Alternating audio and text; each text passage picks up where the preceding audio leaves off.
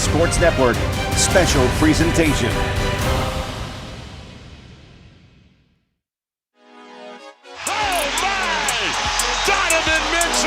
Has sent this crowd into a frenzy.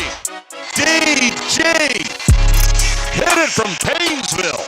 Mitchell's all alone. Showtime. Comes into the hands of Merrill, who stops and fires and scores. Goes to Allen, and oh my! Allen hammers it home. No look, Mobley. Pow! Oh my goodness! Whoa. Welcome in to Cavs All-Access live from Cavs Media Day presented by Cleveland Clinic. We are here inside Rocket Arena. Media Day, the official start of the NBA season, and we are going to bring you all the coverage. You'll hear from the players throughout the day from the podium. We might even have some special guests joining us here on set. There it is, the Bull, getting ready for the players to make their appearance as they start to preview what is to be an exciting 2025-2026 NBA season. Hi, everyone. Welcome inside Rocket Arena into our desk here on the floor. For Cavs All Access, I'm Cayleigh Griffin alongside Carter Rodriguez and Justin Rowan. Guys, thank you so much for being here today. I'm looking forward to it, and it's going to be an exciting day. We got 3 hours of coverage here as we get set for the NBA season. I can't believe it's upon us already. Carter, I'll start with you. What are you most looking forward to this year? It just kind of feels like a real prove-it year for this organization, for this team, this roster, this core. The path appears more open than it's been in a long, long time. Obviously, there's you need luck in this league, and no one wants to see people get hurt, but we see major injuries to the Boston Celtics, to the Indiana Pacers, and this is a team that's kind of been inching their way towards the progress, towards that true title contender status, and I think we're here. Yeah, Justin, how are you feeling as the Cavs get ready for another season? I feel great. It's back to school day. I'm really interested to hear their perspective, right? How they plan to build upon last year, because this is year 2 now of Kenny Atkinson. There's a lot of continuity in terms of the returning cast. We heard last year Kenny's message was, we're building upon the foundation that was already here. Well, now we get to build upon Kenny Atkinson's foundation, and that's really exciting. It's interesting because we heard from Kenny Atkinson and Kobe Altman just a few days ago. They had their media ahead of our actual media day. And I think one of the main topics that they continued to bring up was internal growth and prioritizing the group that they have. Obviously, they solidified that by keeping that core 4 intact, but they have done a really superb job of keeping so many players who they have found through the draft or that came in through the G League undrafted. What are your expectations for some of those players, like a guy like Sam Merrill, who signed a big contract extension in the offseason and is now going to be an even more focal part of what this group is doing? I'm excited to see Sam. I think Sam's a great example of what we've seen across this roster, which is guys improving within the margins, right? Like Sam became such a better defender last year. He really stepped up in that way. We heard Kenny talk about how he wants to see him add some playmaking, really kind of fitting into that Max Strus role with him out of the year. I joked, I called it a Max simile, right? Like he's probably going to end up being in that role, in that position, and just those little improvements in the margins when you're talking about a team that won 60-plus games can make such a big difference on a playoff stage. Cayleigh, I'm sure you were really out on the lookout for a facsimile pun. I was not prepared, but, we're ready for it now. We're starting off with a bang, but Carter, kind of off of that, too, this team is going to deal with some injuries right off the bat, like Justin pointed to. They're going to be without Darius Garland for, we don't know how long yet, but obviously he suffered the toe injury last season. And then obviously a big blow, losing Max Strus through probably at least December. Those are 2 starters right off the bat that you're going to deal with. Now, as you mentioned, a lot of teams in the NBA right now are dealing with significant injuries, so health is always kind of seems to be the difference maker down the stretch. Who can be the healthiest when it comes to May and June? But how do you think the Cavaliers will look to navigate that early on? Well, I think we're going to learn a lot about kind of where their organizational priorities lie, when you're under duress, right? Like you can kind of decide like, okay, are they going to start Lonzo and kind of try to replace Darius in the lineup? Or are they going to try to kind of stick players in the roles they're going to be in through the duration of the year and say, hey, Sam, maybe you plug in at the 2, we'll slide Donovan over to the 1. I think it's going to be a really strong test because between Darius and Max, it is 2 of your better playmakers on the team and Darius, one of your guys that gets downhill the best. So it's really going to be a test about this new roster construction. You don't have the easy Ty Jerome thing to look to say, hey, you just run pick and roll now. Right. Like, they're going to have to kind of adapt their offensive structures a little bit to the personnel they have on the court. And, you hope in any of those spots when no one ever wants to be down players. But if you're going to be down players, you want to learn something. Without a doubt. I do think they really have an opportunity to figure out, hey, what does more Evan Mobley initiation look like? That's been the theme of this whole summer for Justin and I. It's kind of been a running bit on the Chase Down podcast where every question, my answer in some form or fashion is Evan's going to have to shoot the ball more. Evan's going to have to handle the ball more if this team wants to go where they need to go. And talk about a great test case where it's like, hey, all the runway's open, Evan. We need you to go ahead and take it. No question. Well, one thing we know they're not going to be concerned about right off the bat is that the core four is intact. And that was a priority from last season when they locked that group in. Obviously, this is the essence of who this team is, right? It starts with Donovan, Darius, Jarrett, and Evan, and we see that on full display. If this team is going to take that next step to championship caliber, it's going to start with this core. Absolutely. And what I love about the core four is that we've seen them all grow individually and collectively together. Someone taking a step up doesn't take away from anyone else on the team. But Darius, when he takes that step forward, I think last year was the best season of his career, just missing out on All-NBA. It still led to Evan Mobley taking a lead. Donovan was as good as ever. Jarrett was as good as ever. I'm just really excited how it all complements one another. And I think the unselfishness of the core four too, Carter, is something that maybe isn't talked about enough. Obviously not on the national scale. We can appreciate it here, but what they do, the give and take between the four of them, there is no ego. They check that at the door. They just truly want success for this group. It's really one of those things that's reflective of that's why you build a team full of pretty good dudes. That was clearly a organizational philosophy that when Kobe Altman and the front office started building this team, they're like, hey, we're going to get guys who clearly like basketball, who clearly want to win, even sometimes at the expense of their own numbers. And it's funny, we did kind of a listener mailbag just last week, and one of the questions we got asked is what is the best Evan Mobley centric lineup that you want to see? And I'm like, the starters. Yeah. That is what really matters here. We can talk about all these different, puzzle pieces that Kenny and the coaching staff can play, but at the end of the day, this core four is what this team's identity is. Yeah. So I'm not trying to work around it or try to find any other angle here. That's going to be what defines the ceiling of this team. No. I think other things are going to define the floor, but how those four especially share the floor, cover for each other's deficiencies, amplify each other's strengths. That's going to determine whether this team is playing into June or not. Absolutely. And when you think of the core four, though, it starts with Donovan Mitchell, who has been the leader of this team ever since he stepped foot here in Cleveland. Another tremendous season for Donovan Mitchell a season ago. Night after night, especially in the playoffs, when this team needed him most, he continued to step up in the biggest ways. Justin, I'm afraid to ask because I don't know where he continues to grow, but is there a next step for Donovan Mitchell?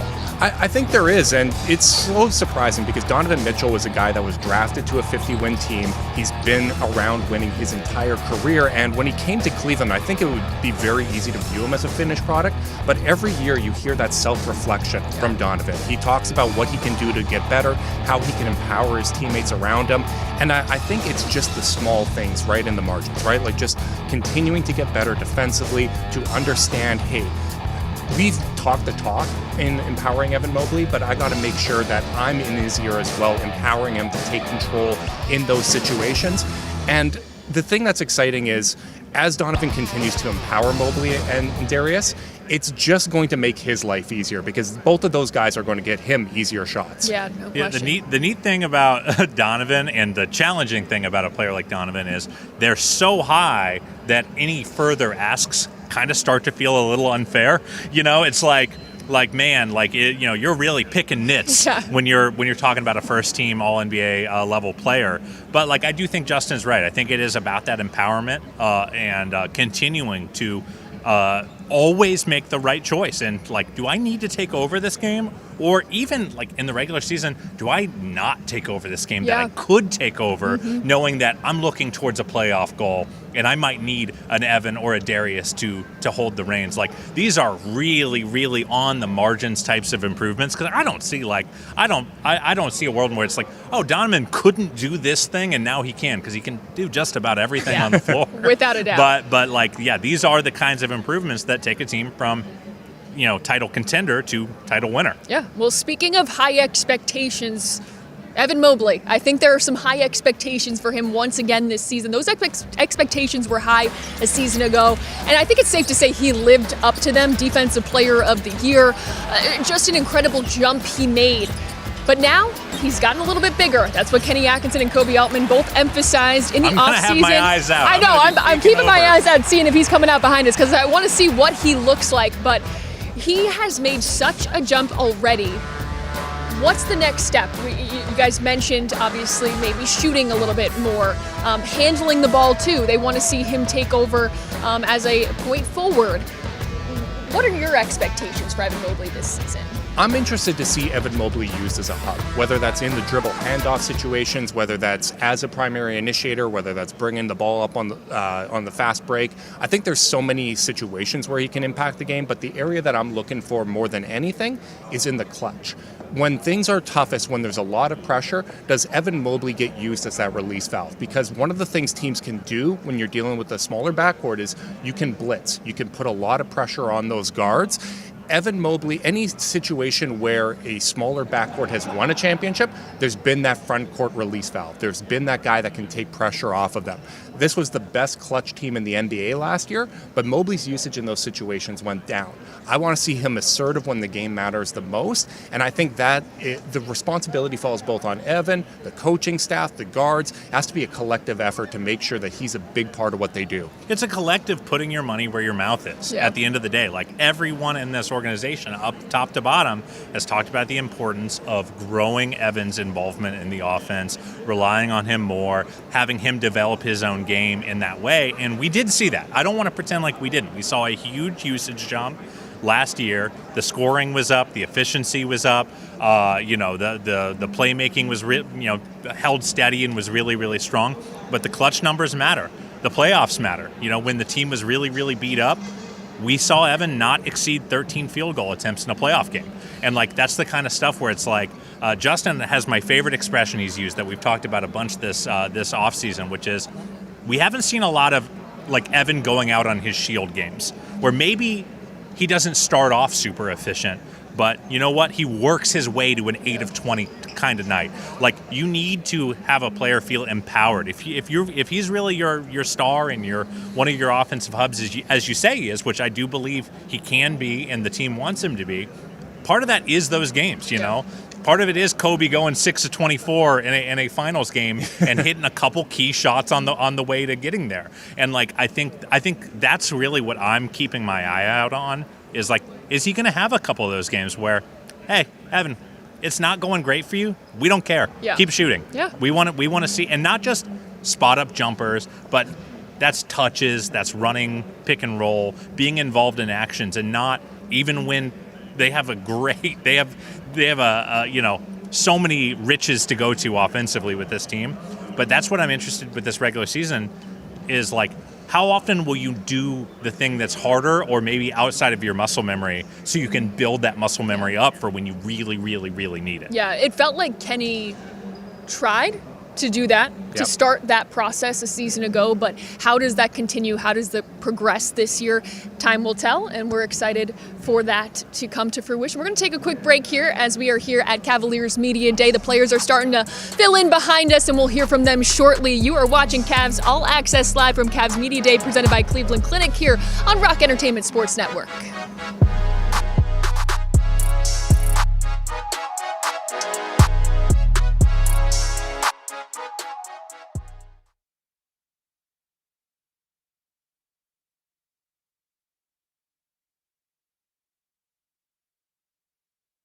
My questions, that's when Dan finally came. I was like, I don't know where I'm going.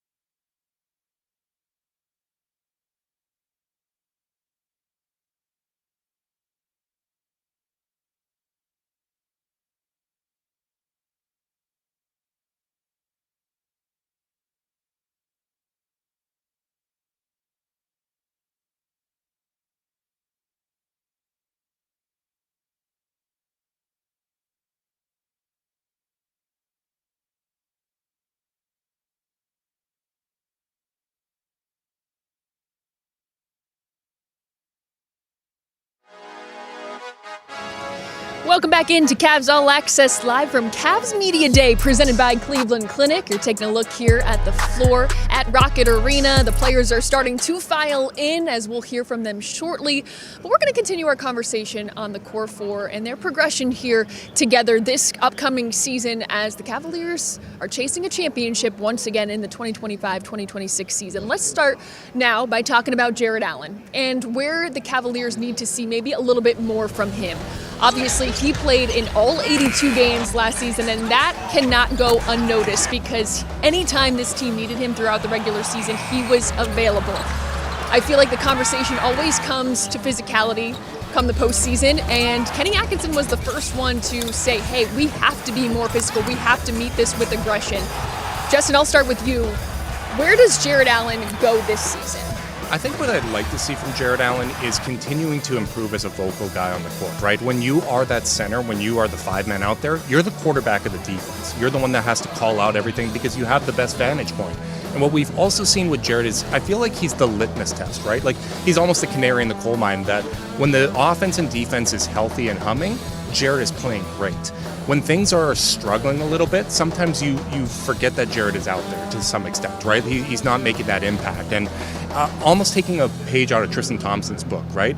If the ball's not coming to me, I'm going to go out and get it. I'm going to create some extra possessions. I'm going to be that hustle guy and lift the energy of the whole team rather than being a reflection of how the team is playing overall. Yeah, at the end of the day, like that is part of the responsibility if you're going to be in this core, if you're going to be one of the leaders on the team, is like you can't just be a reflection. And like it's great that when things are rolling, he is like that ceiling raiser. You know, I think about the game against Oklahoma City, the national TV game that was kind of the game of the regular season last year for all of the NBA.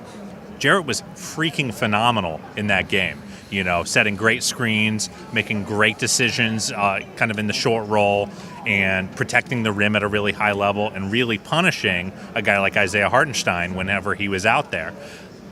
It's just got to be more consistent, and I think the vocal leadership part is a great note from Justin, because I think what basketball fans and I'm not perfect in this way either. I think sometimes we confuse symptoms for illnesses, and like a lot of times when it looks like you're getting beat up physically, it's because you're not to the spot where you needed to be in the first place, you know?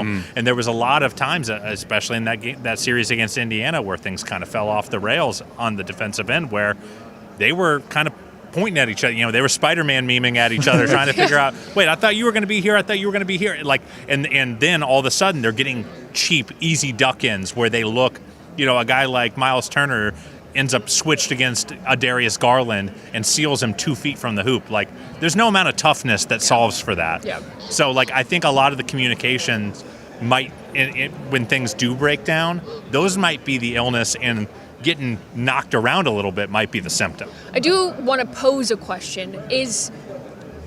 Do you maybe not have Jarrett play all 82? Now, he was the Iron Man, right? And so much credit is due for him to being able to get through 82 games, but it is a long season. It is a grind. It is physical. Your body takes a beating. Is there something to making sure he has a day, a blow every once in a while? Maybe he doesn't play 4 or 5 games throughout the season, just to make sure when it comes down to it that he is maybe physically feeling at his, maybe I don't want to say his best, but he's physically feeling better than maybe he was this second round. I think there's an opportunity for that. The NBA season is so long, they don't even really get a chance to practice during the season, right? So I think you have to trust the training staff. You have to trust the team personnel that's in place to say, hey, you know, we're noticing a little bit of fatigue, right? Like there's a little bit of a drop off. Let's give you a bit of a rest. And I think that's where it is so helpful to have not only Larry Nance Jr., but Thomas Bryant in place, right? That you have viable veteran options that you can go to in those situations. And they have that across the roster. This was one of the deepest teams in the league last year. And I feel like this is a deeper roster than they had even then. Yeah. Yeah, I think you're right that they have more of an opportunity to do it. I mean, one of the coolest things is that Evan Mobley, Cavaliers starting power forward, can also be Cavaliers backup center. Yes. And that's not just a thing you do because you have to, but because you want to. You want Evan to get minutes at the 5. You want to be able to throw that different look at other teams. But something that's always been challenging with that is finding someone to play the backup 5 when one of those guys isn't available, Tristan Thompson was just kind of in a different stage of his career last year, and so I think having the options of Larry Nance, who played a lot of center last year for Atlanta, Thomas Bryant, who played center for the Pacers in the NBA Finals, like those guys as your break glass in case of emergency backup 5s, and also available whenever you want them. Like that just gives you a lot more flexibility, and Jarrett might not feel like he's letting the team down as much if he has to take a day off here and there. So I don't know if playing 82 meaningfully affected how the season ended, but at the end of the day, it was a great goal for him to set for himself. But what do you really want? You want players to feel safe to listen to their bodies. Without a doubt. And the Cavs are so much better set to do that this year. Yeah, there's no question. Well, there is one more member of that core 4, and that is Darius Garland, that the Cavaliers will be missing at the beginning of this season. Again, still dealing with the toe injury that he suffered earlier in the season, dealt with for quite a bit of time, and obviously missed some time in the postseason due to that. I don't think fans truly understand, and maybe they do now with the NFL season, what turf toe is, because I think we're starting to understand how serious of an injury it is, and maybe even more just how impressive it was that Darius got back on the floor in that second round. Absolutely, and that last game against the Pacers, when you saw Darius out there laboring, when you saw Donovan out there laboring, you really felt like they were putting it all out on the floor. Like they were really playing their butts off. Darius was still competing on the defensive end. It's not like he was just saving himself for offense. Darius is the head of the snake for this team, right? Both on the offensive end and honestly as a point of attack defender, right? Like they ask him to guard the point guard every single night. And what he does on both ends, I think it's tough to quantify sometimes. Well, it's just 2 years in a row now where the Cavs have had a player whose season ended due to injury or, was super limited due to injury. And there were these kind of inane questions about toughness and ability to work through it between Jarrett with a broken rib and Darius with this terrible toe injury. And, I do hope, not to get on the soapbox too hard, but I do hope that when people watched, games 3, 4, and 5 of that series, that they were like, oh, we were jerks. The guy was just falling over, just trying to run, because he could not plan on that toe. I do think you're right that the NFL has opened our eyes to what turf toe really is. I think we need to get a petition going. Yeah. We're going to relabel that a toe ligament tear or something like that. And by the way, it goes through your foot, so why don't we just call it a foot tear? And then people might not think, oh, it's a silly little toe. Right. I will say, I think Kenny also brought up a really good point when we heard from him the other day, though, is that this is an opportunity for Darius to maybe spend a little more time in the weight room and really utilize these next few months before he gets back on the court to improve his body and improve physically. How much of a benefit do you guys think that could be for him? It's a huge benefit, especially with what they ask him to do defensively, right? The Cavs were a very switch-heavy defense, and that meant that a lot of teams, because he's already at the point of attack, they just have to run one pick to get, a larger wing on him. Darius Garland defended more Jason Tatum shots than any player in the NBA last season, and it actually went well. But I think the, kind of trickle-down effect of that is when you're expending that much effort to stay in front of guys defensively, when you're guarding guys that are so much larger than you, it's going to take some energy out of you. It's going to make it tougher when you get that open shot in the fourth quarter. So being able to work on his body and get a little bit stronger, it's going to help him hold up in those situations defensively, but I also think it's going to help from an endurance standpoint. Yeah, we talk so much about strength in these really practical terms, especially with basketball for whatever reason, where it's just strength just means move guy away. Yeah. And sometimes strength is being able to take a hit and maintain your balance, both on the offensive end and the defensive end. It's getting in, he's a guy who gets into the paint so well, but when you're going up for some of those layups and you're getting knocked back just as part of being an NBA player, having your center of gravity a little more stable goes a long way. Also helps to have a functioning toe for that too. So I think the body work is going to be really, really important for him. I don't think he's ever going to be a guy who's just moving guys. You do have certain frame limitations, but again, it's all about the balance, the center of gravity, and not being fried and using every ounce of your physical strength to hold off a Jason Tatum and having 20-30% in reserve to go run a pick and roll and try to hit a game winner. Yeah, no question. Well, we'll see again what happens. Darius Garland again expected to miss the first few weeks of the season as he continues to rehab the toe, but we're expecting to see him hopefully sooner than later. Taking another break here now on Cavs All Access live from Cavs Media Day presented by Cleveland Clinic. We'll be back. Stay here on Rock Entertainment Sports Network.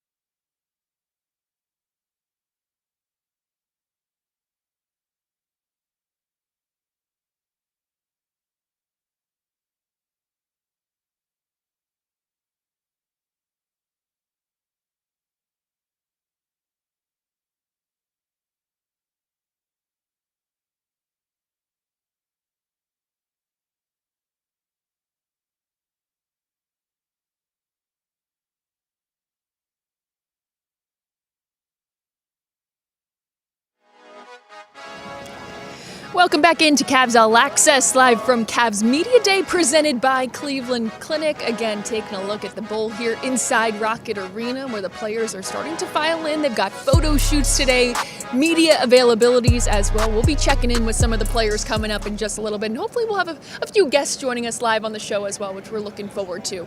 We just talked about the Cavaliers core four, but they are really an extension of Kenny Atkinson. And after year one, I think he deserves all the praise in the world. The NBA Coach of the Year, what he did with the team that I think honestly coming into the season, nobody really knew where he could take this group based off of how they kept essentially the entire team intact. And yet he sets franchise records across the boards. Justin, I'll start with you. What can you say about the job that Kenny Atkinson did here in year one and what you're looking forward to here coming into season two? What I love about Kenny Atkinson is he's a man of his word. Like, he's very transparent with the media. What he said on media day, he followed through on. What he says in post-game press conferences, you can see it out on the court. And I I'm so impressed with how he, has composed himself, and you can really tell he's learned from his collective experience in the NBA. He talks about how he wants it to be a collaboration with the players, and I think you really feel that. And I think that's the way coaching has to be in today's NBA, right? You want to empower the players. You want to have them be able to give a voice in how the team operates on the offensive and defensive end of the floor, because if they feel like they're being consulted and they're part of the equation, you're going to get a higher level of buy-in. And when you get buy-in, you're able to accurately assess what you're doing on both ends of the court and make the appropriate tweaks. I'm interested to see what those tweaks are this year, whether it is changing something they didn't like last year or building upon something they liked that they want to expand upon. I think any conversation about Kenny kind of almost has to go back to the beginning of last year, because the Cavs, especially this era of the Cavs, have had a funny way of making us forget the expectations we had at the beginning of the year and then judging them against these new expectations after they've blown our initial expectations out of the water. And we got to remember, the Cavs were not considered the runaway 1 seed in this conference. They were expected to be in the mix in the 3-4-5 kind of range, a good professional basketball team with some upside, but a run back is never sexy in the national media. So Kenny was the only material difference, at least from an outsider's perspective, in bringing in his staff. And they just did everything we asked them to do. Yeah. We asked them to improve the shooting and the three-point rate. They did that. We asked them to improve the pace after years of being one of the slower teams in the league. They did that. We asked them to switch a little bit more and play with that on the defensive end of the floor. They did that. So, they just have checked every box. And, I'm not by any means some basketball genius, but, all I can do is say, did the coaching staff address all the things I really wanted to see addressed over the course of the year? And they did that. And now it's really going to be an interesting year, to Justin's point, because we really haven't gotten to see a ton of adjustments from Kenny, because things went so darn well all year that we didn't really we actually didn't see this coaching staff's philosophy, at least outwardly, tested that much. And something I always talk about going into a new season is, what lessons does a front office and a coaching staff choose to learn? Because you have all these data points up and down, and you don't really ever get a very clear, we lost because of X, or we lost because of Y, or we didn't get as far as we wanted to because of Z. You kind of have to read this wider picture. You have to look at all these data points and say, was this really a problem, or was this just a thing that happened? Yeah. And I think figuring out from Kenny what he values, that initial that initial availability last week started to give us those first little peeks into what did he think could have been better? Yeah, and I think obviously the tweaks that we want to see are coming out of what happened in that second round against the Indiana Pacers. Coming off of what you guys are saying, though, obviously we can't judge because we are not in the shoes of Kenny Atkinson or the players on this team, but how much more pressure is on this group this season than maybe there was a season ago, knowing everything they accomplished last year that, as you mentioned, blew everyone's expectations out of the water? I think there is more, and I think that should be welcomed, right? That is part of the process. When you take these steps forward, when you win 60-plus games, there is another level of expectations. And to Carter's point, I do think that there was an aspect of, because they were such overachievers for a while, it made our expectations accelerate along with it, right? When you draft Evan Mobley, you think, okay, big men typically take a little bit of time to work things out. Meanwhile, we win at a 50-win pace in the games that Mobley and Garland play in Mobley's rookie year. He automatically transforms this team into one of the best defenses in the league year after year after year. Now you're in a situation where you grew, you overachieved in the regular season, but for the first time you didn't take another step forward in the playoffs. And it would be really easy to focus on the injuries. I think that was obviously a major part of the equation, but it also gives you an opportunity, because you can't control the injury aspect, to focus on what little things can I do better? What things can we change in the regular season? Kenny talked about how he expected to do a ramp up going up to the playoffs, but they weren't able to do that in the same way because they were still blowing teams out. Yeah. How do they change their approach in the regular season is my big question. Yeah, I think the pressure question is the kind of a very interesting one, because it's not a fair one. You know, Right. again, if they hadn't won 64 games last year, we might not have these sets of expectations. So you are kind of in a prison of your own making. Right. But, like, where else do you want to be as an organization than have the entire world go, hey, you better make the finals, man? Well, especially given the injuries across the Eastern Conference, too. I mean, obviously the Cavs are dealing with their own injuries, but not to the extent that, say, the Pacers are or the Boston Celtics are, two teams that were, in the Eastern Conference Finals. Even the Bucks, who had to reshape their whole roster in the wake of Right. one of those injuries. So I think that's really what I'm excited to see is how they answer those questions, because there are questions, Cayleigh. I think it's important to say, like, as big of a fan as we are of this core, of this staff, there are some recurring issues that we've seen at the highest level, which that's the problem to solve for. That's what we're here for. But, how they deal with ball pressure from these really, really physical teams and how that kind of gets them out of whack, how they deal with, the contested rebound battles. So there are things to work on, even for a 64-win team, even one that had injuries. But I will say, I was encouraged by Kenny's availability when he got asked about toughness, and he kind of pushed back. He's like, "No, we've got the mindset we need." And I think it's a really important distinction between, and something I would love to ask Kenny is like the distinction between physical toughness and mental toughness, because I don't think. Justin, I'm sure has them memorized by now. All the physicality kind of benchmark stats, the Cavs were winning those through 5 games of that Indy series. Yeah. They were winning on the offensive glass. They were winning on second chance points, free throw attempts, all these kind of physical markers. I think they lost in the head game. Yeah. A lot of they got taken out of their offense and stuff. So I think if they have a toughness thing to solve for, I really don't think it's physical. I think it's mental. I think it's how do we impose our will against other teams at the highest level, And that's not just a talent thing. We saw the Orlando Magic do that to Boston in the first round in a series they lost. Yes. That series was Orlando Magic basketball, even when they were at a talent deficit, even when they were having not a good year. That's the thing I most want to see this Cavs team figure out how to do is, I don't care what your circumstances are. When teams are suited up to play against the Cavaliers, they know they're going to get dragged into the Cavs style. Yeah, no question. Well, it's going to be interesting to see. Hey, we're taking a look now at Larry Nance Jr. Look at him. On He's the photo home. shoot. He is back.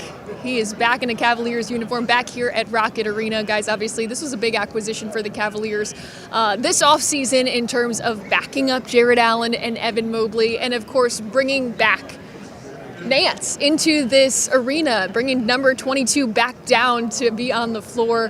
What does he bring to this team in terms of, obviously, experience with this organization, understanding the city, but also from a basketball perspective, how he is going to help in terms of backing up those two? Stability. Stability is the one word that comes to mind because Larry gives you another big man that you can have as an offensive hub.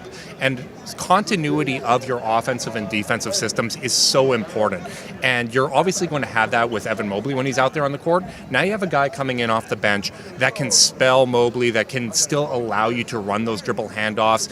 And most importantly, he gives you a coach in the locker room, right? He's someone that when you're trying to empower Evan Mobley to do those types of things, has done it for his entire career and has been excellent at it. So I'm really excited to see what he brings. Well, Larry Nance is going to be a big part of that second unit, as will Dean Wade. Let's head over now and hear more from Dean.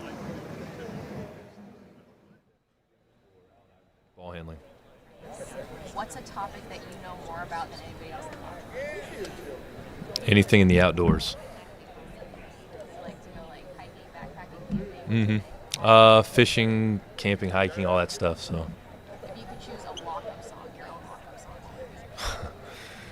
song. I'm not sure. That's a good one. Thunderstruck, maybe. AC/DC. Nice. Thank you. You win so far. Yeah, thank you. Dean, Kenny was saying last week that last summer kind of felt like his hair was on fire. He's trying to coach the team. He's trying to get in great shape with you guys. What kind of, having a full off season with him as a guy who's so focused on player development, what kind of impact can that have on guys? Oh, I think it's great.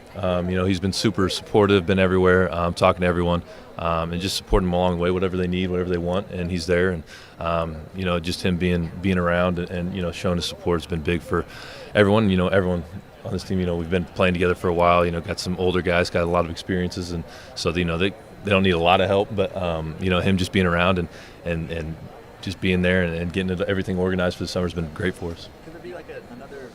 They always say there's a year-one bump for the coach. Could there be another one just because you have a full offseason of integration there?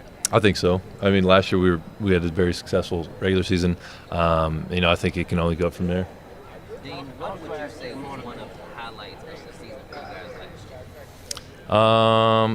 Our best highlight, or like our highlight of the season? Just something. The first 15 games was pretty cool. New coach, go 15-0 is pretty sweet. And then I think just a first round sweep in the playoffs was big for us last year. So. How was last year motivation? The way last year ended, motivation for you guys? I just think we didn't play up to our expectation or like our potential, especially in the second round of the playoffs. And I think that ate at most of everyone after the season, and I think it motivated everyone in the offseason. Wake up, and that's what brought you to workouts and stuff like that. Was that we didn't play to our full potential. We didn't give it our best shot. What was your main focus going into the offseason to improve your game coming into this next season? Just shooting off the ball, flying, shooting off the move, and then making plays in the pocket were my main focuses, and then just staying with the same weight routine I had, and just being consistent every day, and staying my discipline, and just make everything consistent. Dean, you guys are Multiple of these different guys have talked a little bit about this offseason, and you guys getting together a little bit earlier, over a month now. What have you learned about this group in particular coming into the next year? I think the motivation, you see it on every player. Even every workout you see it. Guys are hungry, and they're ready. They're fighting all right now. So it's a very motivated group, and with 1 year more of experience under our belts, it's a scary sight. And but this group is very, very motivated. Great. We're obviously all very good friends and stuff like that. But you get on the court, and it's all business. Dean, how important is it to continue to be a star in your role? It's the most important thing you can do. The team relies on you to do your role, do your part, and if you can be a star in your role, that's the best thing you can do for the team. And if you don't fulfill your role or what your potential is, then you're letting the team down in some aspects of life. So, that's the biggest thing is just know your role and do it to the best of your ability. Dean, did you see your name in trade rumors in this offseason? Yeah, saw my name in a few. How difficult was that? It was different for sure, but it's nice to see the value that I hold here is also the value that other teams have for me. So it's nice to see out there. It's different. It definitely isn't the best feeling, but if you're going to spin another positive light, that's the only positive out of the whole thing. Did you have any conversations with team decision makers to kind of reaffirm your place within this organization?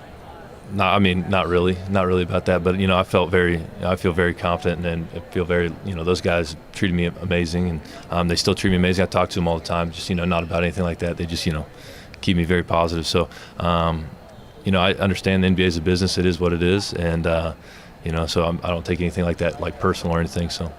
There have obviously been personnel changes on this roster. So how do you expect this team to look different than last year's? I think just a little more experience. We lost Ty, a bunch of our bench scoring, but we got we got Lonzo. He's just a point guard to the T. He's looking for his teammates, getting them open, stuff like that. And then Evan is 1 year more of experience for him, and he's gonna run the he's so good. It's crazy, but him with 1 more year of experience. We've been through a couple more battles with each other. But then, we got some backup bigs this year, so we can kind of, run a gun this year. It's last year's team was really good, and so I think this year's team's just as good. How would you characterize the difference in Evan Mobley, the one that you've been watching this offseason, to the one that ended last year? I just say he is laser focused right now. I think he knows what he wants his career to be and what he wants to be as a player, and so he's. The focus he has in workouts, lifts, everything is like unbelievable. And so just seeing that has been a big change. You mentioned knowing your role. You also talked about some of the personnel changes. What does that? How do you sort of envision that role is for you in year 2 with Kevin? I think it just I'm one of the better defenders in the NBA. So do my job, go out there, guard, as hard as I can, and just be in the right spots on offense, and just kind of, play off, our playmakers, DG, Don, all those guys. Just play, where they need me is where I'm going to be. So that's my role. Thank you, everybody. Awesome. Thank you. A lot of good bites there from Dean Wade, talking about how motivated this team is after that playoff loss to the Indiana Pacers last season. Obviously, he returns and brings some added front court depth, which he did a season ago. Defensively, he talked about how he views himself as one of the best defensive players in the league. Guys, how important was it to make sure that he was retained as a backup for Evan and Jared, and to be able to mix him around as we saw throughout the end of the last season in particular? I think it's super important. He talked about how you need to be a star in your role. And what I'm excited about with Dean is I think he's going to have a more consistent role this year. This is someone that we've had to flex over to the small forward position. He's had to play some center. Now we have a lot of depth at all of those positions. So if Dean has a more consistent role, I think that's going to help him even from a confidence standpoint of understanding exactly the nuances of what he's asked to do, both on the offensive and defensive end of the floor. He's good everywhere, but the numbers are always most consistent when he's at power forward, and I think he's going to be able to play a good amount of it this year. Yeah, he played 13% of his minutes at center last year, which kind of is reflective of the way that roster was shaped. And I think he's going to get to specialize a lot more. But I will say, it's one of the bigger tests for Dean. He's not had this much competition that can match his size, his defense, his rebounding ability, that he's going to have to earn minutes from. So I do think that the shooting is going to be a huge thing for him. It kind of was an up and down year from that particular aspect for him. But on the other side, big opportunity because this team doesn't have Isaac Okoro to be their big wing, defensive player anymore. And obviously they have Hunter, who's great. But typically you need a few bodies to throw at those kinds of guys. And Wade is probably. I think the metrics say he's probably the best at guarding the big wings of the group on the team. So I do think he's got a real part to play. Well, you mentioned Isaac Okoro. The Cavaliers made a splash this offseason, sending Okoro to the Bulls in exchange for Lonzo Ball. Lonzo is speaking now. Let's head over to the podium and hear more from him. I would probably say dogs, specifically Rottweilers.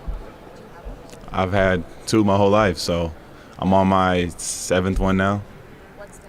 His name is Deuce. Turns 8 in November. Yep. Lonzo, what do you think of Cleveland so far? I like Cleveland. I keep joking with the guys. I didn't even know Cleveland had water, so it's been nice getting out the house. The weather's been good. I know that's not going to last too much longer, but food's been good. People are great, man, and I have no complaints. I saw a video you working out the other day. How's your offseason been in terms of how you're feeling physically, and where are you at going into camp? I feel great. I'll be fine. Full go. Looking to come in and get started right away. Do you have any limitations at all? Anything? Nah, I've been doing everything, with the team. Haven't had any setbacks, so looking to, get training camp going in preseason and then right into game 1. Do you feel like you could be the missing piece to a championship team? I wouldn't say missing piece. I just think that, I'm here to help win the championship, do my part, and just be a good teammate. What's it been like to I think it's very important, just from a camaraderie standpoint. I think I can bring a lot on the court and off the court as well. So everybody here that I've been, getting along with has been, fine. Nobody here has any attitude that I've seen. So looking forward to get started, man. Penny stresses the importance of bonds and creating bonds with players. How has that relationship developed since you've been here? Well, it helps that I already knew a couple of the guys already. We got a couple 2017 draft class guys on the team, so that helps. But like I said, everybody here has been cool, man. Welcomed me with open arms. Haven't had any, problem situations, nothing like that. So I think that as long as we play for one another, we'll be fine. What did you see from this team last year? I think just injuries, messed them up. They obviously had one of the better years, especially to start the season. They were playing tremendous basketball, but, at the end, you hope for the best, but injuries definitely set them back. What was your reaction when you weren't training? My reaction, I was just excited. No hard feelings with Chicago. A lot of love for them as well. But happy to be in Cleveland now, happy to be on this team and do what I can to compete for a championship. How exciting is it going to be to share the court with one of the best players in the league, Donovan Mitchell? Everybody here, but especially Don. Evans, coming in his own, DG when he gets back, J.A. So there's a lot of talent on this team, man. And like I said, I'm here to just play my part and do what I can. How would you describe your relationship with fame? With who? Fame, being famous. With being famous, I mean, it hasn't changed me as a person. I don't think so. So, I mean, I would say fame probably started end of high school. So, about to be 28 here next month. So it's been going. How do you think you can relate to guys like Donovan, Darius, Evan, with stuff like I think I just feel like that's unique for a new guy to come in and be able to relate to those guys. How do you think you can relate to them? Yeah, I think we're all at a point in our life where it's like, just comes with it. I don't think it's really positive or negative. It's just something that comes with who you are, playing the game for this long and playing it on this stage. What is one part of your personal game that you're really trying to improve on, especially at training camp? I mean, my game's pretty simple. Play defense, hit open shots, and don't turn the ball over. So those would be my 3 main points, I guess, and just go from there. What have you learned from just being around the guys for the last month or so, being around them and going to little pre-camp workouts as well? I would say it's a good just working environment. Like you can tell people come here and they don't dread, going to practice or having to get up and work out. So it's always nice when you get to be around people that love what they're doing. So for me, like I said, it's been no complaints, man. Easy, free flowing, and I'm happy to be here. Wouldn't it have been nice to have an off season where you could focus on more development and it hasn't been knee rehab or coming back from that? Yeah, for sure. I mean, nobody wants to go through rehab. I still do my workouts and stuff like that, but it's definitely, a breath of fresh air to be able to just, go through workouts normally, not having to look at things too cautiously or, having to set stuff back. So it's been nice for sure. How do you manage yourself throughout the course of the regular season, knowing that there is a bigger picture in play for this organization? Yeah, it's just an ongoing conversation with me and the staff. Take it day by day. Obviously, depends on how I'm feeling, but, I'm looking forward to being healthy for as many games as possible. I mean, nobody's 100 at the end of the year, but to be as close to that as possible is definitely the goal. You didn't play back-to-backs last year in Chicago. No. Do you expect to play back-to-backs this year? I'm not sure. We haven't got into that yet. Probably early on, definitely not, but maybe as the season goes on, it's something that can change. So everybody loves to shoot the basketball. How did you develop that defensive mindset that makes you one of the better defenders in the league? I think just the style of play. Since I was a kid, I was usually one of the bigger players on my team because my dad just liked playing with my brothers and the local kids around. So I was a point guard center, I guess. So I've guarded a lot of different players, growing up. And my other 2 brothers didn't play very much defense, so I had to pick up the slack. Lonzo, what excites you most about playing in Kenny's offense, going back and watching what they did last year offensively, and what do you know going into training camp about your role in the offense? I think the offense is free flowing. I think Kenny I don't know him too well, but just being around him, I think he gives a lot of freedom to his players. I definitely think he's a player's coach, so that's always a great thing to have. And as far as where I fit, like I said, hit open shots, push the pace, and just make sure people are in the right spots. What does legacy mean to you? Your legacy? What does legacy mean? That's a broad question. I think legacy really just depends on when you look back at your life and in the mirror, and if you're happy with yourself, then that's really all that matters. What do you think about the success of any NBA team? How important is the development of younger guys, two-way guys, those guys that might find themselves called up? From top to bottom, you got to be ready to go. This is the NBA. The next day you can be playing, the next day you can't be playing. But either way, you got to always stay ready. You never know when your number is going to get called. And I would say just be prepared.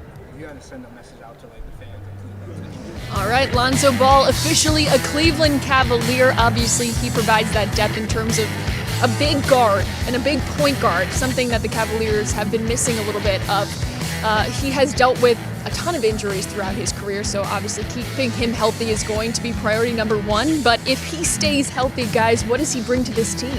Versatility. He's able to, kind of allow them to play with one of the guards, right? Like, we know they like to stagger Darius and they like to stagger Donovan. Sam plays so well in those minutes. When you had those 3-guard lineups last year with Ty Jerome, it was effective, but I think Lonzo Ball brings a completely different dynamic where they're going to play even faster than they did before. It gives you a long guard that's able to defend small forwards. You're basically playing with the advantages of a 3-guard lineup without giving up size. And to me, that's really, really exciting. And when we talk about enhancement from last year, they wanted to up the pace last year. Lonzo Ball is going to be an accelerant to that. Yeah, and on the defensive end of the ball, obviously there's a lot of focus on what he does on offense. I'm really excited about the chaos element of the way he plays defense. A very, very high deflection, steals type player. And as good as the Cavs defense has been over the years, I've kind of described them as like a nice fundamental defense who doesn't make mistakes. But they've kind of been, at best, generally like league average at forcing turnovers. That's something Kenny talked about during his availability, if you're looking for clues into those tweaks he's interested in. And Lonzo is one of the best kind of havoc-generating defenders in the league. Same with Larry. So that's one thing I'm really excited to see from Lonzo. Absolutely. It's going to be exciting to see him on the floor here at Rocket Arena in a Cavaliers uniform. The players are starting to file in more frequently now. Let's head over to the podium and hear from Jared Allen.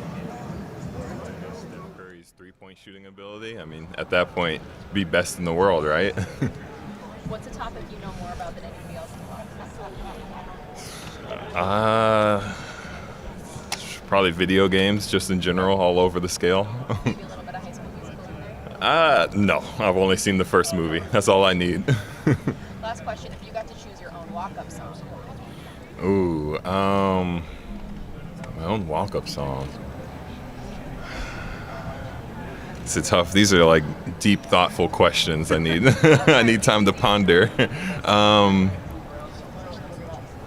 Let's just stick High School Musical. We're all in this together. Why not? You know. Thank you. Thank you. Hey, Jared.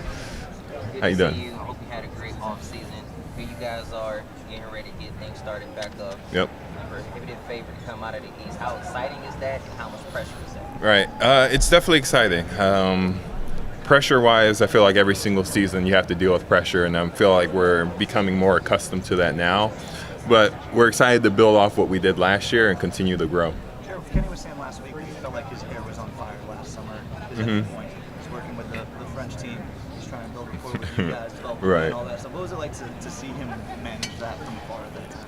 Yeah, it's incredible to look back and see like how he managed it. Thinking during the year, you don't even realize that he had, all of these other things that he had to manage. Like you said, the French team, our team, and who knows all the other stuff he has to go. Kids, all that. It's just a bunch to handle. But he did amazing. He did amazing balancing everything. That being said, now that you have a full off season, let's say you get a year one bump with a new coach. Do you think there could be a little bit more meat on that bone now that you have a full off season to work? I think so. He came into a system that he was not accustomed to, something that he had to tweak into his favor. And now that he has a full year under his belt, year and a half, and the full off season just to look back and reflect, I think he can build off of it. What were the tweaks that he needed to make on the fly? Putting in his own offense. We had returning guys, and there's always a staple of how the offense is going to flow when you have guys returning. So now he just put in his own plays, his own set, transition offense, and stuff like that. As one of the leaders of this team, it's always great when you get some backup. Now you guys are adding veterans such as Lonzo Ball and Larry Nance Jr. Right. Just how great of additions are they going to be for the ball club? Yeah, huge additions. First, with their mind, they've been through it. They know how the NBA works, how plays are run, how sets are, and they're experienced players. They've been through hundreds of games. They know how to be in the NBA system.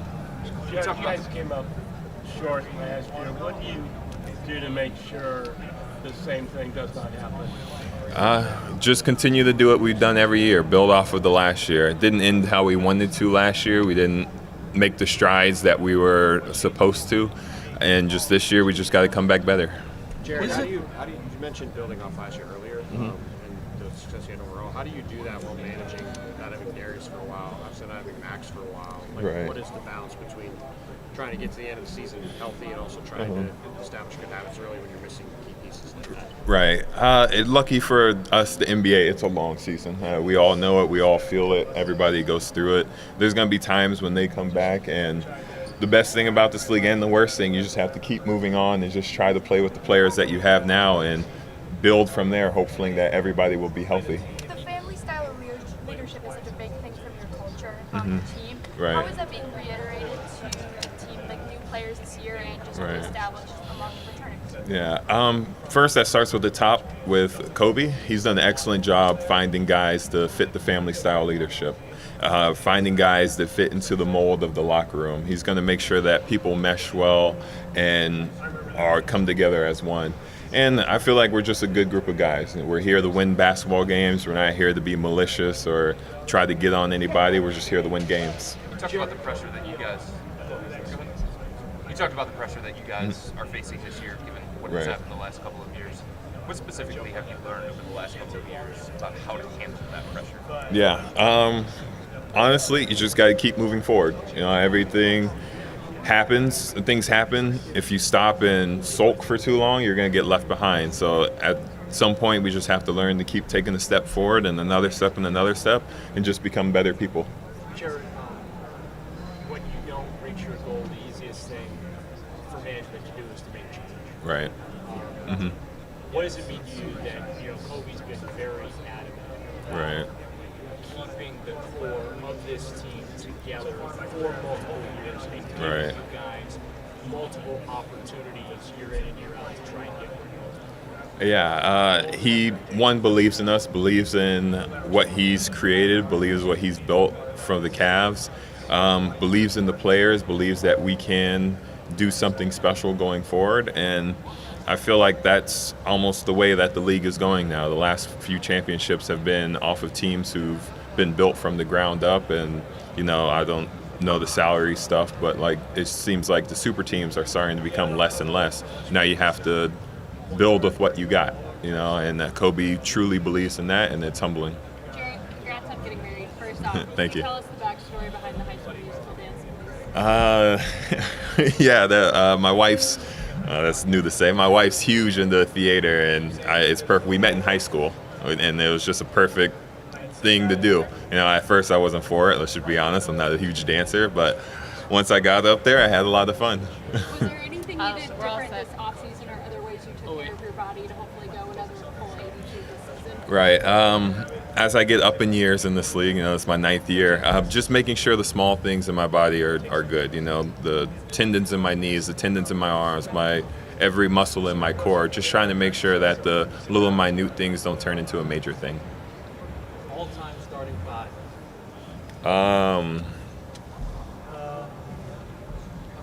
I'm going to go TJ McConnell because I like him.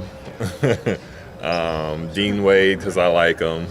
Me because I like me. You're not going to get a serious answer out of me. So, what's it been like seeing Donovan's development, maybe becoming more of a star around the league? Because he's been on a couple of the new TV partner ads during the offseason. It's been good. It's been fun seeing him on TV. That's a whole new experience for me. I guess it's good to see him come into a leadership role. He's the perfect guy for it. I will say that. He's humble. He understands how to win. He understands what it takes to lead the team and try to have everybody follow behind him. I'm happy for him, genuinely. All right, thanks everybody. We're all set here. Thank you, guys. All right, are we going to break out into song now or what? How do we follow that up? We're all in this together. We are. Yeah, a little High School Musical, day. of course. If you haven't seen it, you got to go check it out because he performed it at his wedding this summer. So a big congratulations to Jared Allen. A big and summer to Dean him. for getting into the choreo, too. I know. I need a lot more information on this, how that came together, how much time they practiced. You think a coach was hired? Somebody. You've got to imagine. They weren't just drilling this by themselves. Again, so many questions that I wish someone would come over and answer for us. This is the because hard-hitting journalism that we're looking for here. Yes, this is the stuff that you're hoping to get out of Media Day, for sure. Jared Allen, again, the epitome of team guy. He understands the pressure that this team is under. He understands the pressure that's on him again this season. We talked about him already at length, but guys, when you look at Jared Allen and what he is going to mean to this season, how do you epitomize that? You know, I was thinking about this while he was talking. The East is kind of lining up in a way that's actually very good for Jared. You know, I think, like, if you look at the top teams around this conference, you look at the Magic, who he was great against before he had his rib injury. He was, you know, Justin and I were going on our post-game podcast being like, this has been the best player in the series through 4 games. So he really does a nice job against that Orlando team. And then he's kind of tailor-made to guard a guy like Karl Anthony Towns. He's got quick feet. He can deal with Cat trying to play bully ball. Like, I think it's a really good opportunity for him to show out for them deep into the season against some of the teams they're going to need to beat. Yeah. Yeah, and you know, I think sometimes we get so caught up with transactions in the NBA, right? Like, what changes do teams make to get better? I love that we get continuity with this group because you really get to learn more about these players, right? You get to see them grow along with the team and make those little bit of changes, right? People are going to doubt you until you prove them wrong. And I think Jared's done a lot to prove the doubters wrong, but I'm excited to see what he does to kind of just take that little step forward that can make such a big difference on the scale. Yeah, look at this trio. They're getting their pictures taken now as part of Media Day. We see Evan Mobley, Donovan Mitchell, and Jarrett Allen. It's all here on Cavs All-Access as we take another break. We are here live from Media Day. We got plenty more coverage coming up next here on Rock Entertainment Sports Network.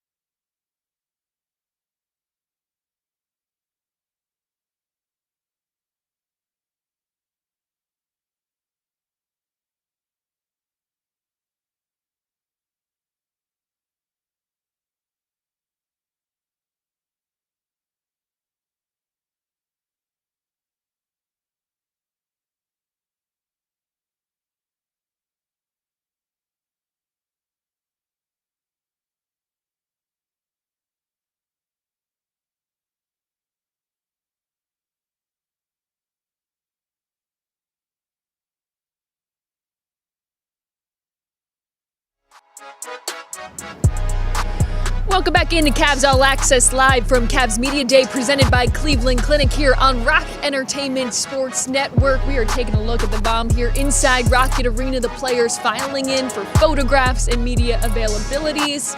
There's Dean Wade. We've got a couple other players here inside as well. We'll be hearing from them throughout the day. Oh, this is a welcome sign, right? Nice to see ya. Good to have Max Strus in the Still building. got the flow going, too. Man, he's got the flow really going. He I grew that know. out even longer in the offseason. Well, speaking of flow, let's head over to Luke Travers. I knew you better ask something about 2K or something.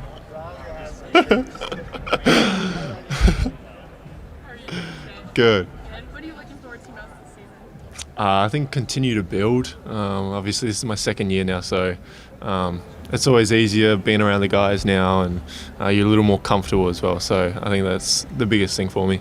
How about the culture on the Cavs team? That's the biggest thing I've noticed is just how different that is. Yeah. How is that being reiterated this year? I think it's huge. It's like always made it a little easy to fit in with the guys. Obviously, moving to the other side of the world it's super daunting. So to be able to spend that year with them and now continue to build that relationship with these guys. It's been super easy, and these guys are good about it. Any fun summer memories so far? I got to go back home for 2 months, so that was the first time in a long time. I feel like every year I'm kind of playing summer league, and that keeps me around here and don't get to spend so much time with family. So to be able to go home and just spend time with them was huge. Do you have a personal goal for this season for your own game?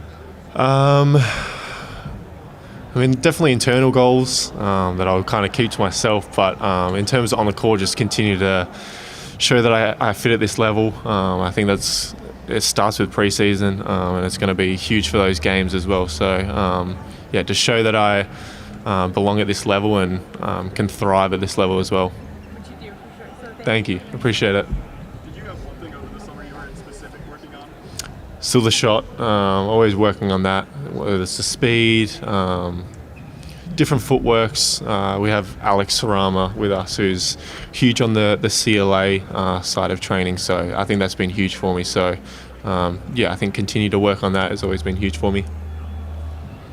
Talk about your experience in summer league over the last few years and how it's helped you develop your game.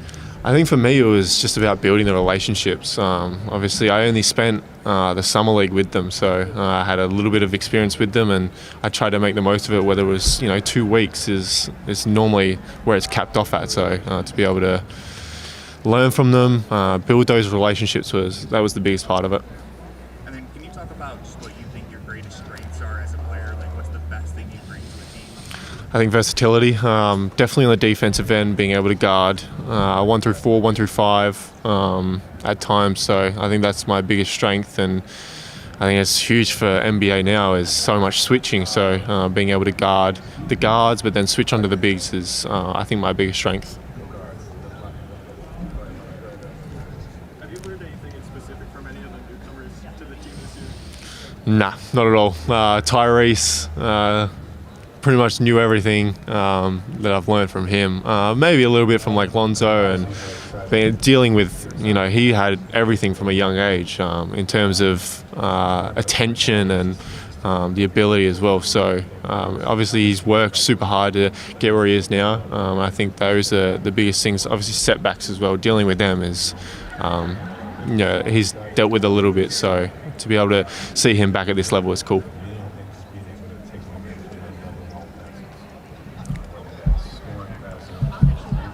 Yeah.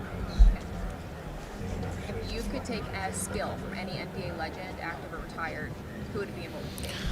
Steph Curry shooting. I think the way that he's transformed in the game, obviously it's a super, probably, an answer that everyone says. But for me, especially, my shot's been something that I've worked on for so long and still need to work on. So to be able to get that would be a game changer. If you got to choose your own walk-up song, what would it be? I was talking about this with my friend the other day, actually. Down Under. It's an Australian song. It'll be funny to, walk out to that. What's a topic that you know more about than anybody else in the locker room? AFL, which is Australian football, different league. I know that a lot about that. And then maybe NBA 2K on, PlayStation, I think. There's a lot of guys that play it now, but I want to say I've been playing it for the longest and maybe know the most. Thank you very much. No worries. Yeah, fun to hear from Luke Travers. We take a look at his G League stats from last season. He played a big role on the charge. And obviously this organization has a lot of expectations for him as they continue to watch him grow. Carter, what are you paying attention to? It's a big year for him. It's the shot. He mentioned it in his availability. Not just making it, but being able to get that shot off quickly enough against NBA defenses. I think that was probably the biggest, welcome to the NBA type of thing. You got to fire, and you got to fire quickly. So big year for Luke in terms of trying to stick.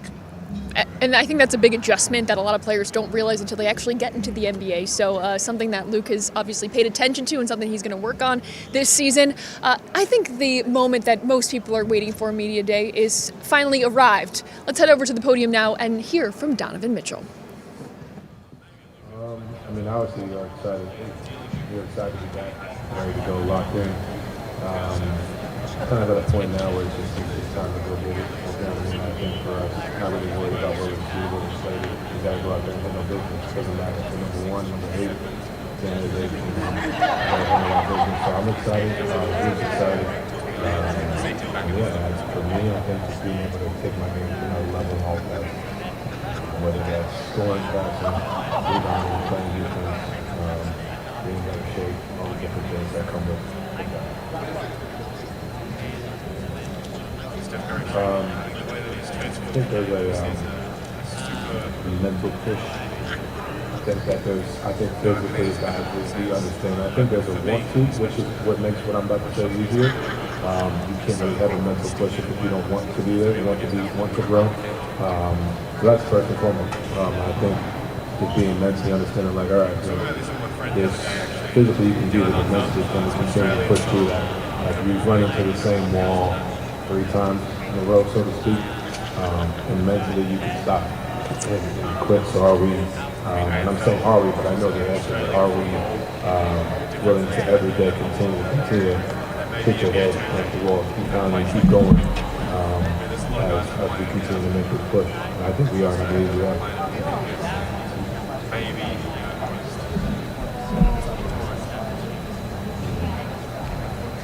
Yeah, he had a lot going on. Man, 26 is looking pretty good so far. But had a lot of memories with 17. I'm here for the group in general. I think it's huge. I think you will see it as the season progresses. I think it's very unfortunate that DG and Max are out, but I think that will put to test right away what you're speaking on. I think you're going to see a lot of guys that maybe the world may not know right now. What's it like for you being now one of the top faces in the NBA, but also the league showcasing some of the younger faces?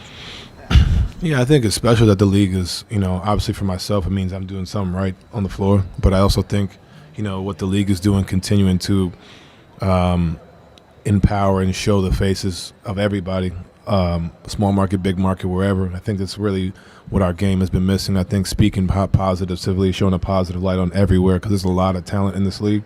I think there's a lot more exposure that a lot of guys in this league need to continue to get, and I think the league is trending that way. I think that's what this new deal is really starting to show, and obviously I've talked to a lot of people about that. So I think it's special. I think you're going to see a lot of that. I think Evan's going to be a big beneficiary of that, just because obviously he's going to raise his game to already be there. It's not going to be something that needs to go get sought after the show, but I think you're going to see crowds that weren't speaking about Evan as much are going to see that. Same like crowds that are speaking about, well, I guess they won the championship, but like Shea, what they were talked about, Tyrese Halliburton, like all the guys, myself, you got guys in smaller markets who are being talked about the way they should be, because there's so much talent in this league, and I think that's what you're starting to see the league doing. It's special. One more question. I'll do both of y'all. You go ahead. I got you after. Go ahead.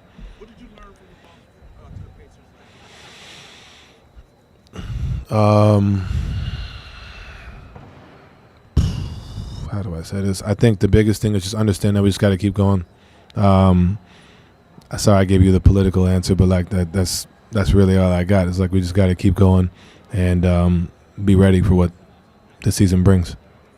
So Lonzo Ball has a reputation of being a good defender. Mm-hmm. My question is, what goes into that mindset in the league where everybody wants to shoot the ball? Okay, I think the are you talking about why he would want to shoot the ball? Like, no, about, why he seems to be defensive first. Oh, I see what you're saying. I think it's a bigger discussion. I think, in a league that encourages, if you can score, you find your way on the floor, we'll figure the rest out. I think that's just what that is. There's not many guys in the league that are just, hey, I'm a shutdown defender. That's what makes Lonzo special.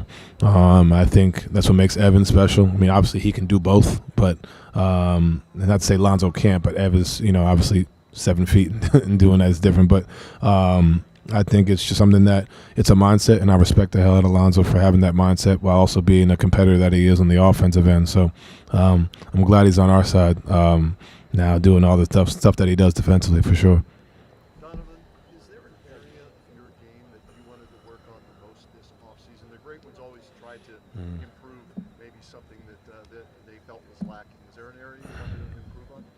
Yeah, I think I always talk about my playmaking. I don't feel like that gets enough credit. So I think obviously making the right reads, making the right plays, and it may not always lead to assists. I think when we think of playmaking, we think of creating shots for each individual. Sometimes it's just simply throwing the ball from pass ahead, or if there's a help at the nail, passing across, or just simple one pass ahead. And if I don't get the assist, I don't get the assist, but putting guys in a position to attack a closeout, using my gravity to create movement and shots for everybody. No more questions. All done. All done. Good. Thank you. Thank you.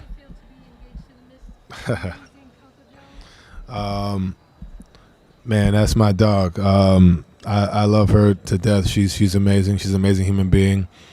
She brings me peace. And getting to spend time with her on tour was something that was very unique because you realize that she travels and works just as hard as we do. On the tour bus, up late nights. She's a special human, and you see it in her work, and to be able to call her my fiance, my wife, is a blessing. So I'm grateful. I did. I went to a few, actually.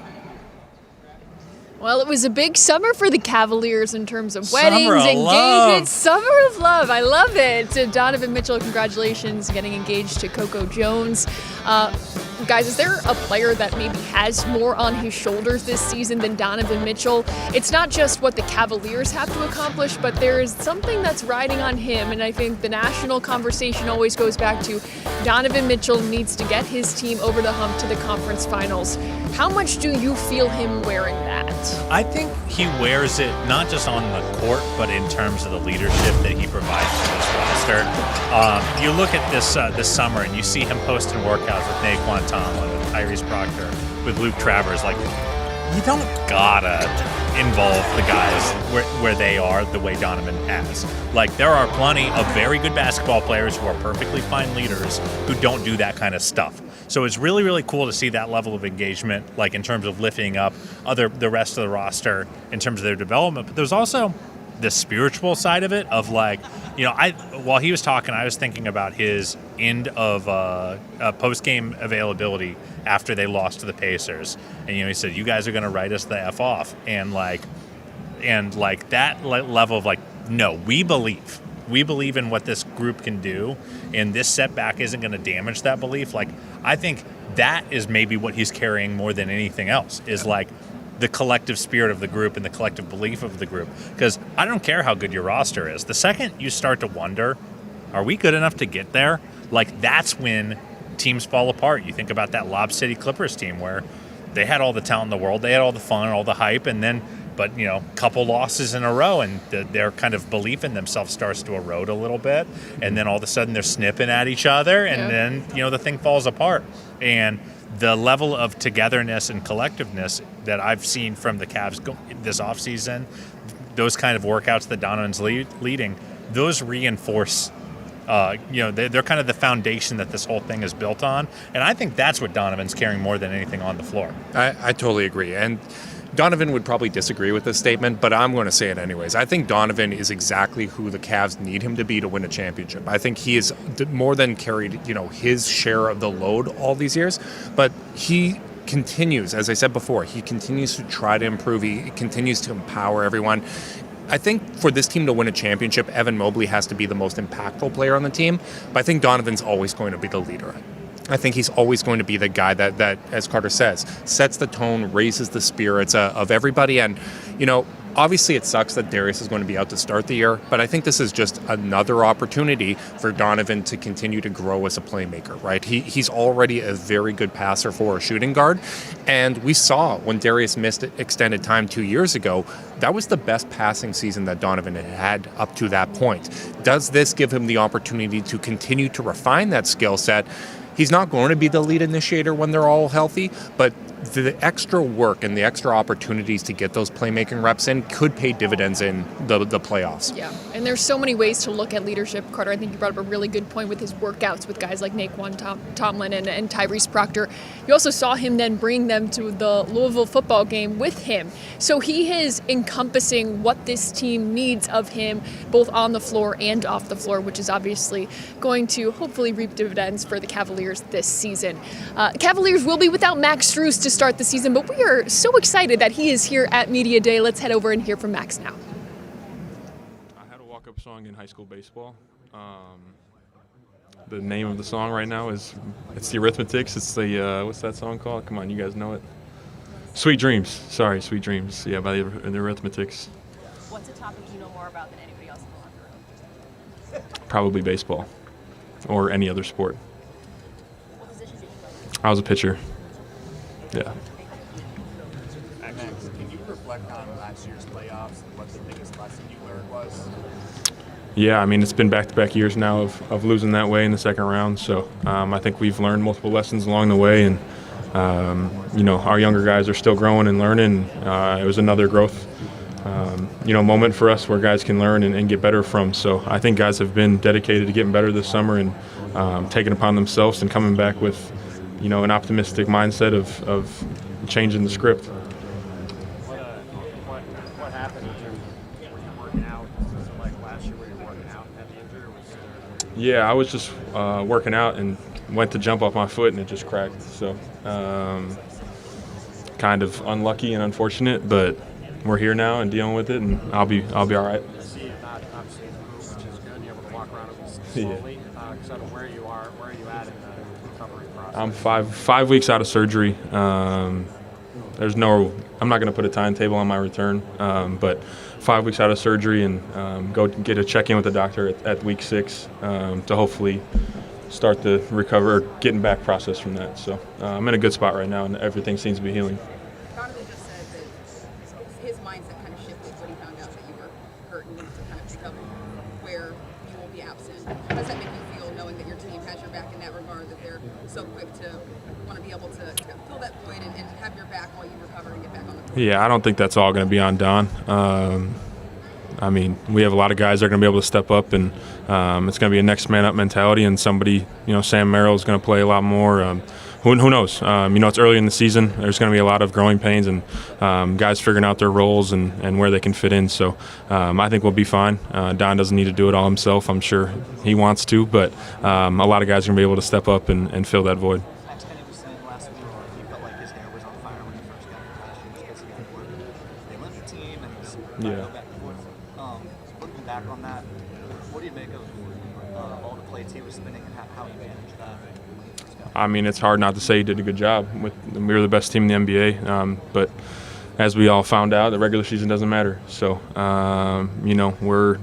we're all dedicated. We're all ready to get back in the gym and get back, into the season and in the flow of things, and ready to, when those lights get bright again in the playoffs, be ready this year. Given the emphasis Kenny puts on player development, what is the benefit of having a full off-season, a full summer program? Yeah, it's huge for a lot of guys. It's huge to get in the gym, be around, the coaching staff, be around their system again. We're a year under his belt, so I'd say the first year went pretty well, but hopefully it only gets better from here. And, guys are buying into the system and buying into what they can be better at, and Kenny's done a good job of focusing that on each individual player. Obviously he's done a good job of that, but for you guys, the players, to take initiative after what happened last year, Evan's hosting guys over in LA and Donovan's doing the stuff in New York, just for them to lead that charge, what does that mean for this team just as far as like getting past what happened? Yeah, I mean, there's been a growth in maturity. There's been a level of maturity that has arisen between everybody. I think everybody kind of took it personal last year and realizes what's at hand here and how special this group of players is in this team that we have. So, you don't want to waste years. And I think, as Evan's getting older, he's kind of understanding that and coming into his own as a person and as a leader. So I'm happy to see Evan take that growth, and he's going to have a huge year for us. What's the mental challenge of, say, the regular season doesn't matter, but also you want to build good habits over the course of 82 games?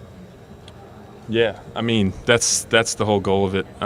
Go through all those experiences, go through the ups and downs of regular season to prepare you for the playoffs. And I think we did a good job of that last year, but we ran into a team that was hot and playing well. So we will be more prepared and be ready for that. And all we can do is do what we do all year and prepare every single day and each and every day for that moment.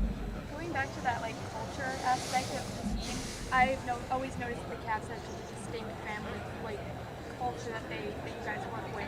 How is that being reestablished this season and reiterated to new players?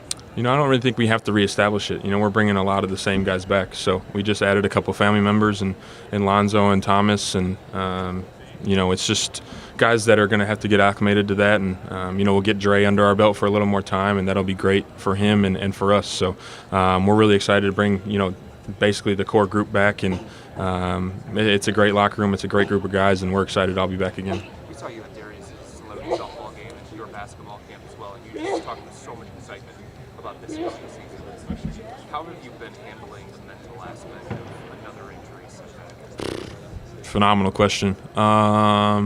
It's not easy, but just take it day by day, and I know I'll be all right in the end because of the work that I put in and how serious I take my rehab. So I've been going at it every single day and trying to push as much as I can without being stupid. So I'll be ready when the time comes, and I can't wait for that moment. The optimism is still there. The positive vibe is still there. I still want to be around this group and be able to contribute at a high level. So I'm excited to get back, and it sucks right now, but it'll be fine in the long run. How have you been able to stay mentally sharp in this process?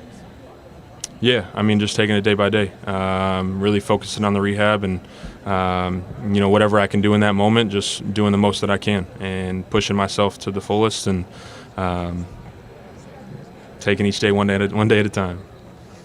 When you look at the current Eastern Conference, where do you think this team stands? I don't see why we're not still at the top. I think we all believe we belong there, and have showed that, and we will again show that where we belong in the regular season, and continue to prove it in the postseason. Can this season be a success if you don't play again? You're asking the wrong guy. I'm asking the right guy. I don't think so. I think this team is capable of that, and without putting a tremendous amount of pressure on us, I don't see why we can't be there. How important is it to continue to be a star in your role? Yeah, that's being a role player in the NBA. That's what I have to do every single day, and what I have to do to help this team win. So whatever that may be, my role continues to change daily. So whatever that day brings, just got to be the best, and continue to help my teammates. You spoke to Sam having a larger role on this squad. What does that look like, do you think, as far as just his increased responsibilities? Same thing Sam Merrill does every year. Be a consistent human being, be a consistent player. Defensively, offensively, Sam's great. He's been great for us and will continue to be great for us. And, with the bigger role and more responsibility, I think he'll thrive even more. Last question. Lonzo Ball. Yeah, I think Lonzo's going to be great for us. He brings a different dimension of ball movement and playing fast and getting out and running, and he also junks things up on the defensive end. So I'm excited to get out there with Lonzo and see what he can bring to this group. Thank you. Well, it's going to be a big loss for the Cavaliers without Max Strus to start the season, but Gonna need a new headshot. He's got so much more hair. completely different. We are going to have a very different looking picture for Max this upcoming season.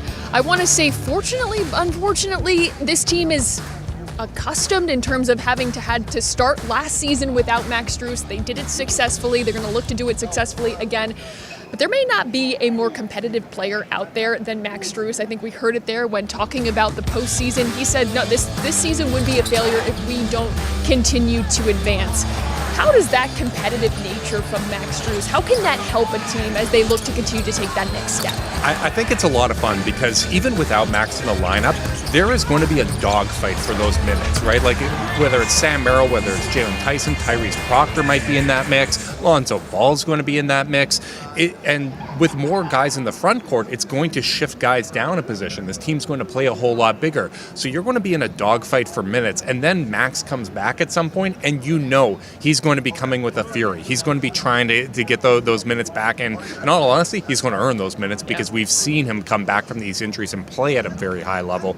But I love the edge that he brings, and it's not just off the court. It's on the court too. He plays with passion. He plays with intensity. There's physicality there, and I think it's one of those guys that just kind of elevates and enhances every lineup that he's in. Max seems like a very nice man off the court, but we jokingly call him Mad Max from time to time because he just plays with that edge, and on a team of nice young men, as Darius Garland once said, it's nice to have someone have that edge. I think on the court, I am really interested in, as Justin mentioned, the upsizing of the rest of the roster. I think Max is going to play some minutes at the shooting guard this year, and he really hasn't done that a lot in his Cavs tenure. It's been a lot of 3, a lot of 4 for him. So I'm really excited to see how he handles that, and also I think oftentimes he's going to be the lead defender on some of these more like water bug type of players.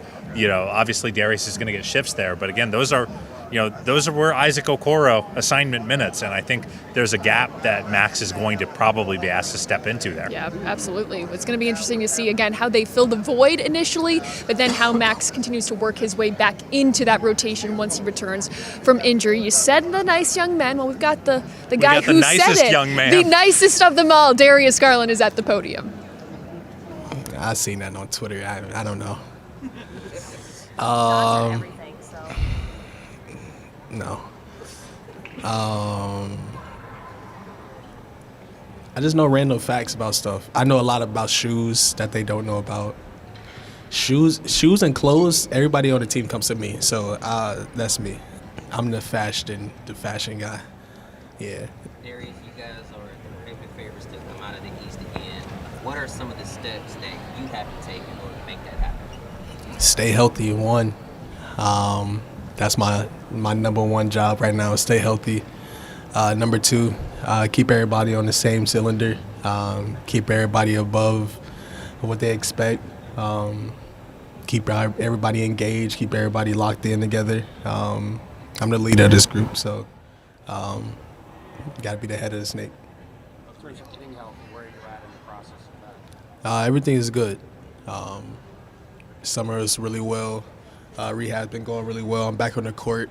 I'm moving around. I'm ramping up for the season. So everything's been good. It's been a really good off season. Everything's been looking great. Doc been saying everything's been looking great. So I'm happy where I'm at right now. I'm gonna keep working, keep progressing. Working on conditioning and cardio right now. So I'm happy to be back on the court. And that will be my last question about my toe and the injury this year. So thank you. What can you do at this point in the recovery? What'd you say? How great have the additions of Lonzo Ball and Larry Nance Jr. been to take? It's been great. Having Lonzo, another guard that can handle the ball. He's very disruptive defensively. He has a really good IQ. He's super high. He knows where guys going to be way before the play even starts. So that's super cool just to have like another high IQ guy out there. And Larry, I mean, it's always having Larry. It's always fun having Larry back in some wine and gold.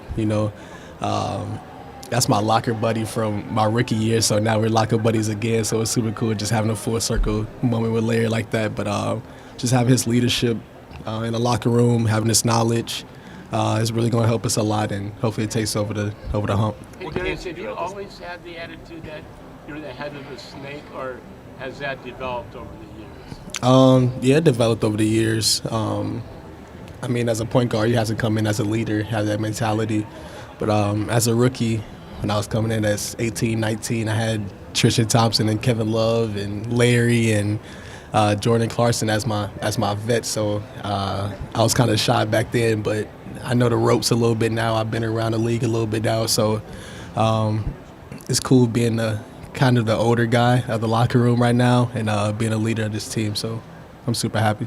Kenny's obviously a great coach, but for you guys, the players, to take initiative after what happened last year? Evans hosting workouts over in LA, Don, same thing in New York. Just for you guys to take it into your own hands, what does that say about how you guys are attacking this year? Yeah, everybody in the locker room knows it's all on us. It's on the players. We're out there working. We're out there for those 48 minutes. So, yeah, just trying to build that camaraderie, get everybody in the same gym, see everybody. Just to have those times over the summer, it means a lot just to go into the season. So the 2 workouts and the 2 hostings of the big dogs, it was super cool just to see everybody in one setting in the gym getting some good work in. When do you expect to play your first regular season game? I don't have a date yet that I'm going to tell y'all, but I have a date in my mind. Do you think you'll miss time during the regular season at the start of it? I don't know yet. We'll see. What can't you do right now in terms of your recovery? I'm on the court. I'm doing everything right now. You can take contact? I'm doing everything on the court right now. How long ago did you start on the court? Like last couple weeks or month? It's been the last month. Kenny said last week that he felt like his year was on fire when he first got here last time, just because he's been managing the Olympics and trying to build a plan for you guys. What can, given his focus on player development, how beneficial is it to get a full off season in his growth? Yeah, it's important for all of us just to get that work in, but I think even for like the younger guys that's coming in, that's going to really make a big help and a big jump for us, like Craig, Quan, what's up, my boy? Even the Rook, Tyrese, Jaylen Tyson. I mean, those guys been in the lab all summer, and they've been here. So, like you said, having that full summer under Kenny is definitely going to help them a lot. Just learning the concept of the offense, the concepts of the defense, because they didn't get that many reps last year or the year before. So, having a full summer is definitely going to help us and help them. Last question. Over the full season, like what benefits could you guys see by the end of the year potentially? From them, from the younger guys? From just having another year in Kenny's system and understanding the concepts at a different level. Yeah, just understanding them, like you said, getting a full summer with them, having actual talks and looking over film with them and seeing what he really wants and what some of our other guys want. I mean, it's been very beneficial. It's been helpful for all of us just to learn what he really wants us to do and what he thinks that we need to do to succeed. So hopefully we do that this year. Felt like a little bit of a teaser there from Darius Garland that we might expect him back sooner than later. Oh, Darius! Great to hear that he is on the court, full participant as well. Obviously, that feels like it's a little bit ahead of schedule, which is great. So time will tell, as apparently he has a date in mind as when he's expecting himself to return. Not one will hear, though. Yeah, we're not going to hear that anytime soon, but hey. Any positive news on the Darius Garland front is a good thing. Darius obviously had another big season. He stepped up in a big way, and it felt like he fit into Kenny Atkinson's system so well. I really thought it was interesting him talking about continuing to build that relationship with Kenny over the offseason, because we heard Kenny last week talk about how close he feels to GG. With him being essentially an extension of the head coach on the floor, how important is that relationship, and how do you expect it to continue to evolve? It's absolutely essential, right? He is the head of the snake offensively. He is the one that sets the tone. And last year, the Cavs were one of the best offenses in NBA history. Darius Garland was a massive part of that. Not only were they one of the best offenses in NBA history, even in those solo minutes without Donovan Mitchell, the offense was actually even better, right? When you're playing against kind of those second units, sometimes teams think, oh, we're going to get a little bit of relief. No, Darius continued to elevate them to another level, and I'm excited to see what steps he takes forward. He said that, he's one of the oldest guys on the team now.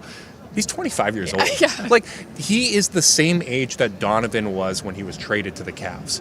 And we talked about all the growth that Donovan has made over the last couple of years. We talk about these guys as finished products when they are still growing. They are still improving. He is still entering his physical prime. And by the way, they're improving not in the way that, like, people think of them all as, like, just an NBA 2K spreadsheet of ratings. It's like the improvement is so, like immaterial sometimes. Like it's the in-between parts of the game that I think, like, Darius, like, I don't think Darius is going to become like twice as good of a three-point shooter or something like that. It's all about these little details and understandings of like where to exist in space. Sorry to cut you off, but I do think that's like an important distinction when we talk about what getting better even means. It's a valid point. I think anytime a player doesn't have something obvious missing from their game, we assume that they are a finished product. But we have seen time and time in the NBA that is just not the case. Right. I think tempering expectations in terms of where players can grow is probably something that fans maybe get ahead of themselves in, right? And Darius Garland got back to playing at an all-star level. That is a huge jump for him nonetheless. Should have won Clutch Player of the Year. Should have won Clutch Player of the Year. Maybe it'll be this year. We will see. Time will tell. But Darius Garland's trajectory is still continuing to rise, and especially under Kenny Atkinson, I think we saw him evolve even more. Speaking of evolution, we're expecting to see even more from this guy. Let's head over now and hear from Evan Mobley. Probably Magic Johnson's like flashy passing. Yeah. You could choose your own walk-up song. What would it be? Walk-up song. Up Now by Mustard. Yeah. Last one. What's a topic you know more about than anybody else in the locker room? The Rubik's Cube. Say that. Going into your 5th season now with the Cavs, what is your, as you're becoming more of a matured round player, what is your biggest goal for this season? Biggest goal is championship. That's the ultimate goal, and I think this year we're ready for that. Evan, last year you were here and said you had 2 individual goals for yourself: All-Star team and Defensive Player of the Year. You accomplished both of those. This year, what is your individual goals? My individual goals is definitely All-Star again. Hopefully keep the Defensive Player of the Year as well. And then from there, I'm going to keep that a secret for now. Last season, you guys were first in the Eastern Conference. This year, you got your whole roster coming back. What is it going to take for you guys to take the next step and come out of the East and ultimately win it all? I think it was experience last year, and then also we got to stay healthy. That's a big factor as well. I think guys are doing everything right now to get the body ready, the mental ready already, and so when playoff time comes, we can make that jump and be as ready as possible to go as far as possible. Kenny, given his focus on player development, how beneficial is it for you to have a full off season in his program as opposed to last year when he was doing it? Yeah, it's been great. He's given me the freedom as well to go home and do what I need to do, and also has been great on all the things that he's provided for us and in the weeks that I've been out here and just developing my game as well. I've been talking about you having the ball in your hands more, like actually physically dribbling more. How is that development coming along, and where have you grown there? It's grown a lot. Did a lot of those drills in the off season, and this year you're definitely going to see me with the ball in my hand a lot more. And I think with our offense and how it's going to change a little bit, that you're going to see me out there doing that. So. Will some of that be something we'll see right away at the start of the season with Darius and Max out, both because of the necessity and because it'll give you an opportunity to do a little bit more of that? Yeah, for sure. I mean, yeah, with Max being out for a second and Darius as well, we're going to need guys to step up. And so me working on that and having that capability, I'm definitely going to be out there doing that. You excited about getting a chance to do more of that? Yeah, for sure. You guys as a whole have talked a lot about you got to stay healthy this time around. Peel back for us a little bit about like the athletic training staff, your strength program. Like, what are you guys actively doing to try to be in a healthier spot? I feel like they're doing a lot behind the scenes that we don't even see, and that you guys definitely don't see. And that's just creating programs for us and building our bodies so that we're able to last through the whole season, because the season's so long and grueling, and also knowing when to turn it up and turn it down and rehab and all of that. So I think the team has done their research, and it's a great team, and they built a program for us, and we're going to follow that and do our best with it. Obviously, Kenny's a great coach, but for you and Donovan and the players to take initiative to erase what happened last year going forward, like, what does it say about this team that they're taking it upon themselves, you included, Donovan and everybody to do it themselves more than it is because of them? Yeah, I mean, this is a player-led league, so I feel like if the players aren't doing that, then you're not going to make it very far. So I feel like it's everyone's goal to go further next year, and for us to do that, we got to learn from what we did last year and build on that. What was it like for you to host that yourself, though? Just actually bringing them over to LA and getting everybody together. It was great. I mean, for everyone to come out too and support, and it was a fun time. We had some open runs and got to play together for a little bit, and it was fun seeing each other again. And then went to the sand dunes as well and just did some team bonding stuff. It just brought everyone closer. Evan, you talk about learning from last year. They say experience is the biggest teacher. So the last couple of years, they really, the playoff exits, not getting through the second round. What can you individually and as well as collectively as a team take from those experiences to help you climb the mountain this year? I mean, a lot of film, a lot of talking on what we need to do or what we could have done different. That's all happening on the coaches level, on the players level, and I think all guys have done that and took that upon themselves, and that's why I feel like this year is going to be different, and we're going to surpass that. And I feel like I said, everyone's done their research and knows what they need to get better at for us to get to where we need to be. How big are the additions of Larry Nance and Lonzo Ball? They're huge. Lonzo is going to be big for us. His passing ability, his length, how tall he is, his ability to play defense as well. He's going to be very big for us. Larry Nance as well. Like me and Jay can't be out there all the time for the entire game. So Larry coming in and having that aspect, his passing. He's been in this league for so long. He's back in Cleveland as well. So it's going to be great for us. How much bigger and stronger are you now than you were even 2 years ago? A lot stronger and definitely bigger as well. And how did you go into your weight program, what you did to get to this point? What do you mean? What was it? It was just every day getting in the gym and pumping iron. I mean, that's how you get bigger and that's how you get stronger. Evan, so many people, your teammates, Kenny, have talked about you transforming yourself into an MVP candidate.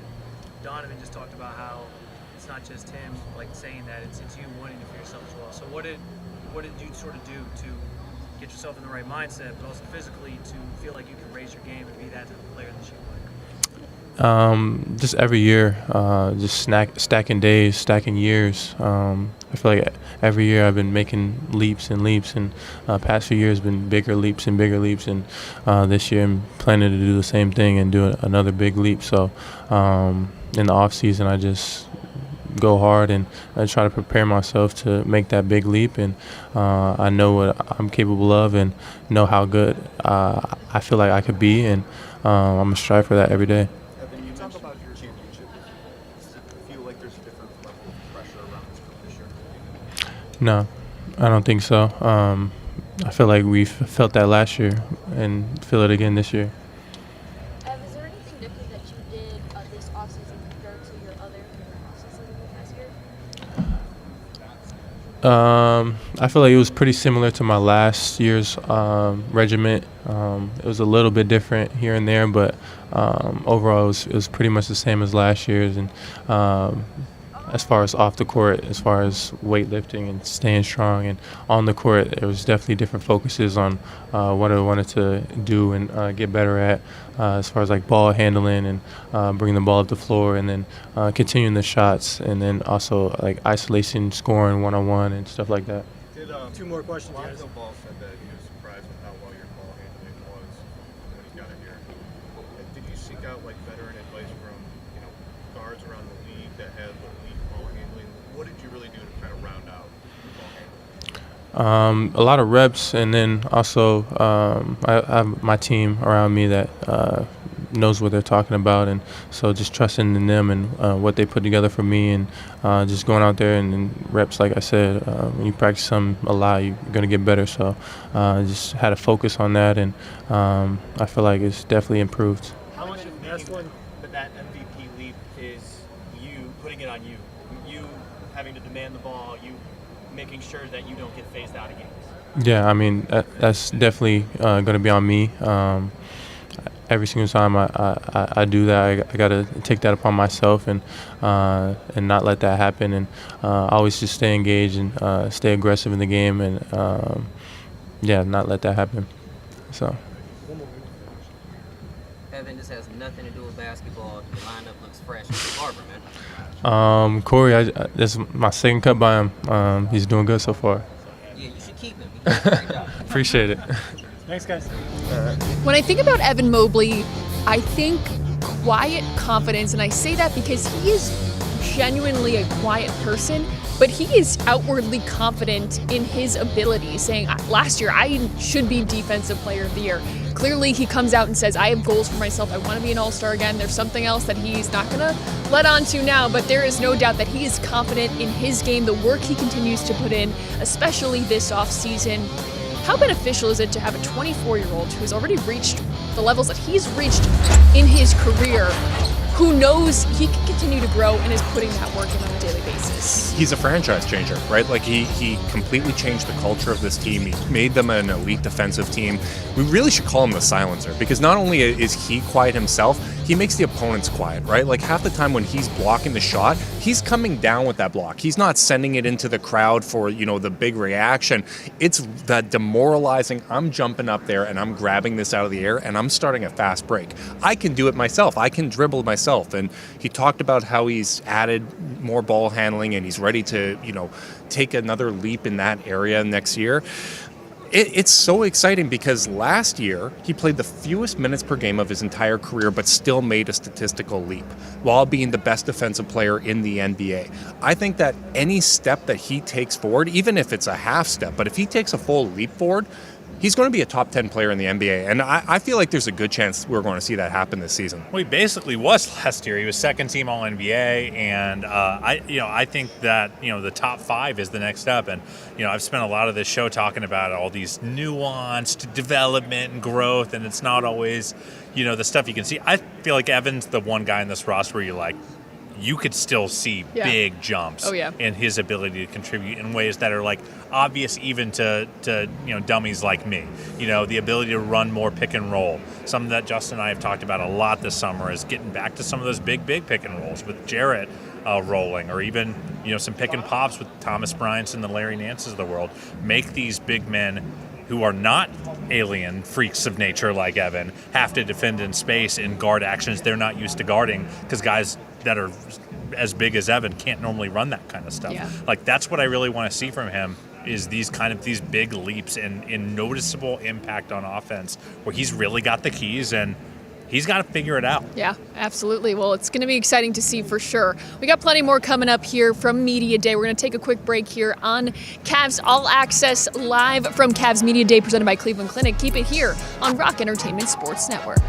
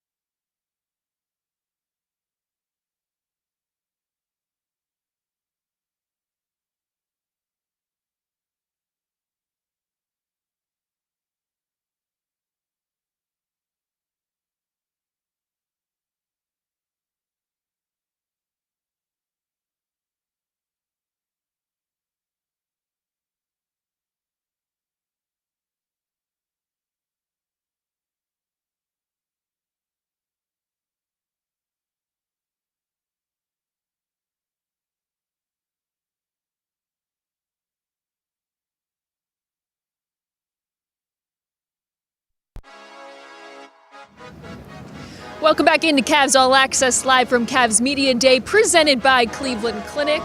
Taking a look once again here at Rocket Arena as we have a special guest now joining us on set. We have Sam Merrill joining us. Sam, thank you so much for taking the time. As Carter just said to you, happy first day of school. It feels like the first day. You guys head to training camp later this afternoon, and another season is underway. So first, I want to ask you about the contract that you've received in this offseason. A big congratulations, obviously well-deserved.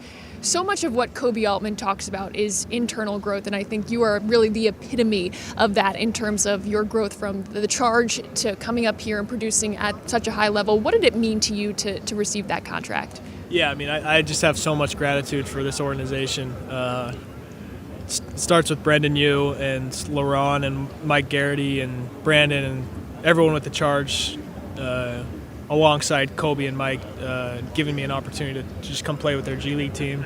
And, you know, that whole time I felt like I was capable of much more, and it was a longer season than I was expecting in the G League.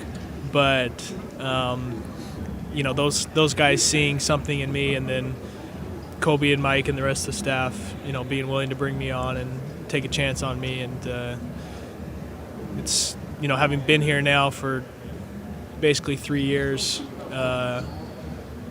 you know, when free agency was coming up, it was let's find a way to be here. And, you know, we're really glad that it worked out that way. It's such a good organization. So well run, and they take care of people. They've done such a good job with my family, and obviously I have great respect for them and Kenny and the whole staff. I have belief in them, and you know they have belief in me. And when you have that and the belief that I have in relationships with this roster, like it's exactly where I wanted to be. What kind of conversations do you have with folks like Naquan Tomlin or Luke Travers, who are, you know, on two ways that are, you know, working their way up, you know, up the NBA charts, like knowing that you're coming from that experience of like, hey, you had to spend some time in the G League and work your way up. Yeah, I try and tell anyone that is in that type of situation, like it's so hard to be patient. And I wasn't always the best at it, but you have to be. And you have to, obviously, this is assuming you're working hard and doing what you're supposed to be doing. You have to trust in that. And that was my thing that whole time was, I don't know how it's going to work out for me. I don't know if that means I'm going to go overseas and maybe have a great career over there, but I felt so confident that if I put in the work and did things the right way, it would work out. And, you know, I'm grateful it's worked out the way it has, but that's my message, like, trust in what you're doing, do the right things, and it'll find a way to work out. You mentioned how you, at the start, you had to prove that you are capable of doing more. I think now it's consensus, right? Like even when we hear casual fans talk, they know that you are a strong defender. They know that you're able to contribute in all these different ways. When you were approaching this off season, was there a particular area of focus that you were looking to expand your game a little bit more, knowing that you are going to have a prominent role on this team? For sure. I definitely wanted to diversify who I am offensively. And it's not going to change a whole. Like, I'm still going to shoot a bunch of threes. It's what I'm paid to do, right? But like I've said this, I know I'm capable of more because I've done it. Like, I didn't just shoot threes in college. Like, I can make a mid-range jumper, I can make a floater, but because I had to find a way to integrate myself into the league, like, all I did was shoot threes. Like, all I worked on was threes and the occasional finishes. But like this summer, there was a real effort to like get my touch back around the rim, shoot some mid-range shots. Like, again, it's not going to be a heavy dose. Like, you know what good shots are, but just being able to diversify it more so that, you know, when I get run off the line, generally it's like, unless it's clear, I'm looking to pass, and some teams know that. But the coaching staff has given me the freedom, like, hey, if there's a, like, shoot it. Like, go shoot a floater. It's okay. Like, you don't have to make every single one. And now I need to be willing to go try that out and get that feel back. But I feel really good about where I'm at as far as that goes. And then, like, I think being able to play myself even more as like a screener, which I tend to do a lot, but like Evan, I mean, I don't know if you guys have heard, Evan has just been insanely good this summer. Like, it's made it like, over here a little bit. Like in August when we had our mini camp in LA, and then this whole month of September. Like I don't want to put too much out there. I don't want to put too much expectation on him, but he has been just insanely good. And like me screening for him and making life easier for him is something I want to do even more. I know you don't want to put too much on him, but I do feel a journalistic obligation to ask. What are you seeing that feels different? Is it the handle? Is it just the general confidence? Like, what are you seeing that like you're like, oh, that wasn't there, or maybe it wasn't there as much? I mean, it's everything. Like he's obviously he continues to get stronger. Last year, I thought a big step he made was like when he got a smaller guy on him. It was like, I'm just gonna go score on you, and he didn't always have that. Last year, he developed that. This year, it's twice as much. Like I sometimes feel like I could try and body him up and make him, but now, like when I get matched up with him, he's just gonna go dunk on me. And so that's big. His handle, there's just no hesitation shooting the basketball, and who knows what that looks like when game one rolls around, but like there's no hesitation right now. He's shooting it great. He's like kind of yelled at like our coaches that are reffing a little bit. Like that's like he is clearly taking a step as a player, but also as like almost an alpha. Yeah. And he's always going to be who he is. He's quiet and doesn't say a whole lot, but I'm really excited for him this year.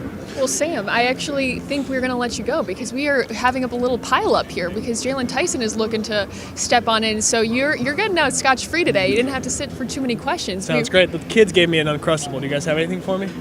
No, we haven't. I think we have an extra water, maybe. Yeah, we got water. Hydration is important. Hydration is important. I know. I was on gift duty and I dropped the ball. It's my fault. It's unbelievable, and this is why you're never going to come back. It's okay. We blew it. I'll forget it by next year.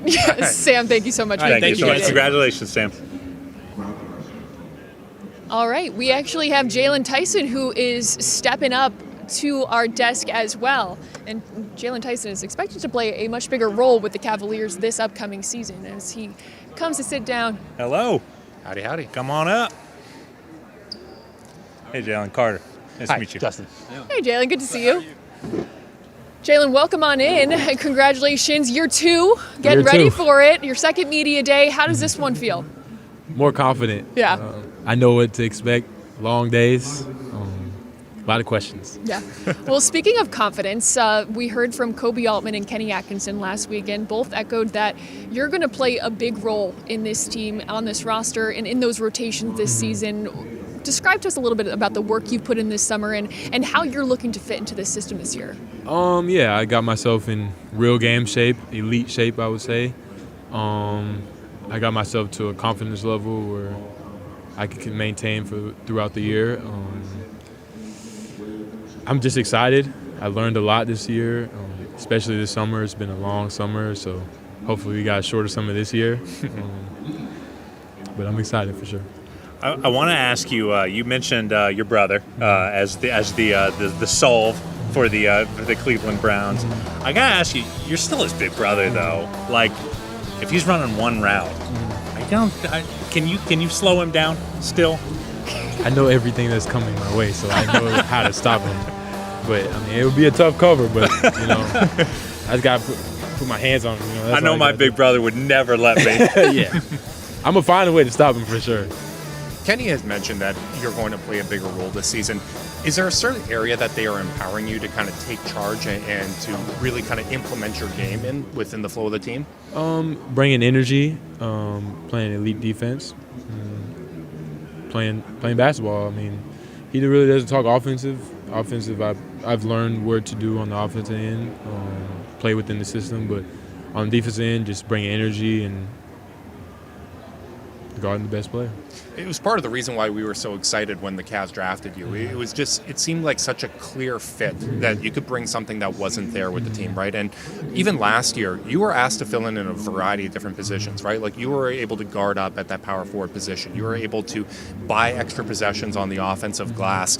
Do you feel even more confident kind of knowing what that role is going to be this year? Did that give you a leg up in your offseason preparation? By far. I mean, they made it very clear what they needed, and obviously I watched the games last year, so I knew, like you said, like what we needed, and I feel like my game fits that hole that we have, right? I can play multiple positions, I can guard multiple positions, and just coming into this season with more confidence and understanding of what is ahead of me, and I'm excited for sure. What's the biggest thing that you felt like you learned from that rookie year in terms of, whether it's scheme, whether it's prep, like what did you learn? What did you take away that's like, that's not going to be a problem for me this year? 2 things. It's a long season. Season. And second of all, there's going to be ups and downs of the season, right? How do the best players manage those ups and downs, right? I've had my best games, I've had my worst games as a Cavalier already, right? Obviously, if you have a bad game, you probably got a game the next day. So how do you bounce back from it and you just put it behind you and then come out and have a good game? Simple as that. What are some of the conversations that you had with Kenny this summer in terms of his expectations for you this year? He told me specifically he wants me to guard the best player. He wants me to be a vocal leader. He wants me to bring the energy. He wants me to do everything that he's seen me do before, and bring something to this team that we don't have. Kenny says that playing hard is a skill, and that's a skill that you demonstrate. Can you explain just kind of where that comes from, where that motor comes from, and why you have what maybe some other players don't? Throughout my college days and my high school days, my knock was always he doesn't play defense, which I don't necessarily disagree with them, but it was a different role. And coming to the NBA, I understand that you gotta fill a role. That's how you keep a job around here. So I learned very, very quickly that playing hard can get you on the court. So I've always had a pretty good motor because I was a really good offensive rebounder in college, but I just added the mindset that I wanted to play defense, and if that's what's going to get me on the court, then I'm willing to do it. And that's where that motor came from, I guess. It's kind of exciting this year because obviously it's unfortunate that Max is going to miss some time to start the year, but it does open up an opportunity for guys like yourself to earn minutes. But even with that, there's so much depth on this team. What does that kind of competitive environment where everyone's fighting for those minutes, what do you think that's going to mean for you guys all improving individually? I mean, Coach says that the best teams push from the bottom. So last year as rookies and young guys, we tried to push from the bottom, and we tried to make it an environment where some days there's not a best player on the court. Maybe it's a different best player every day. So I feel like the teams that I've been on, that's the best teams I've been on, and from the looks of it, that's what the best teams do, right? So I feel like if you got a couple of us step up with our depth, then that makes us a better team because you could throw different options out there. Maybe if somebody needs more rest, you could trust this guy. So I think it's going to be beneficial for us for sure. Well, Jaylen, we really appreciate you taking the time. Thank you so much. We know you have a long day, and then you guys head to Florida later this afternoon. So it's back to the grind already. Yeah, right back to the grind. Thanks for letting us ask just a few more season questions. begins today. Yeah. Jaylen Tyson, Jaylen. thank you so much. Well, while we were chatting with Sam and Jaylen, we had DeAndre Hunter take the podium. Let's listen in. In the J League, built a lot of confidence. So,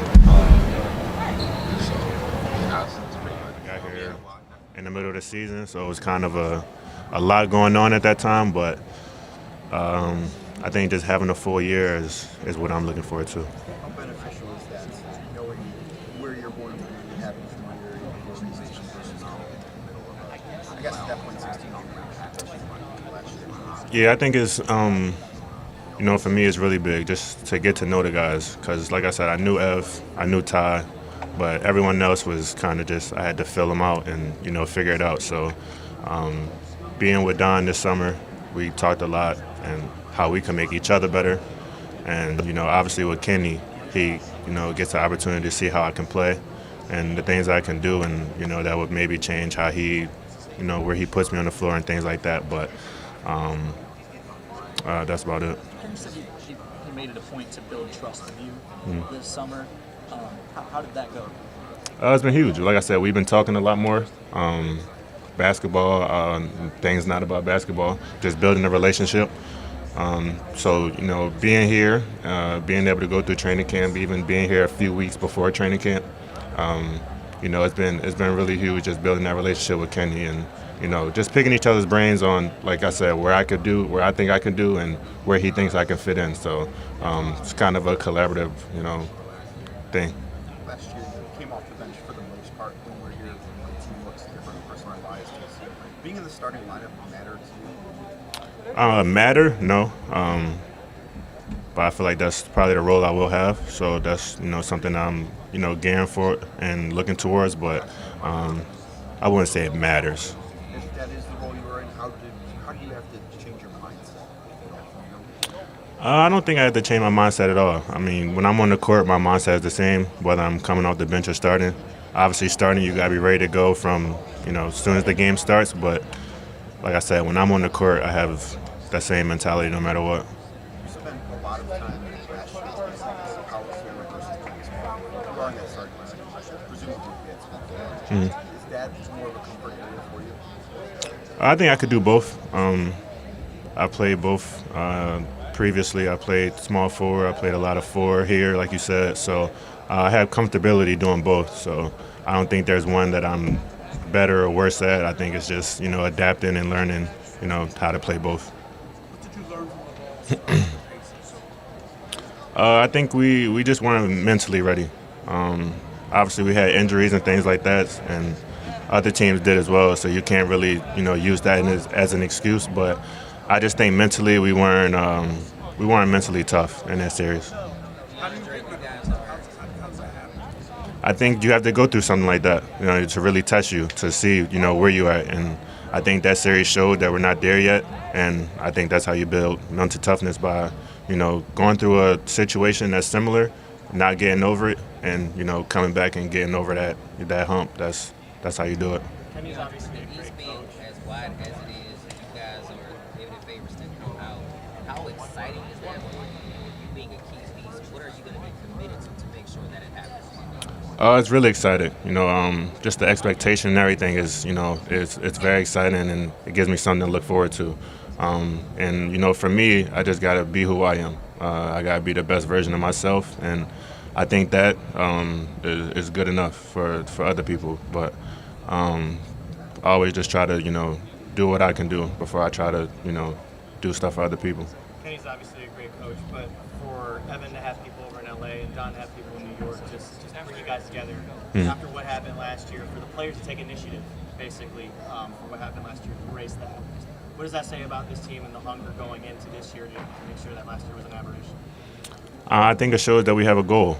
We have a mission, and we're all, on the same page. And I think, like you said, having those two guys set those up for us in the middle of the summer where they don't have to and it's not mandatory, I think, shows that we do have a mission. And, as a team, we're looking forward to, accomplishing one thing.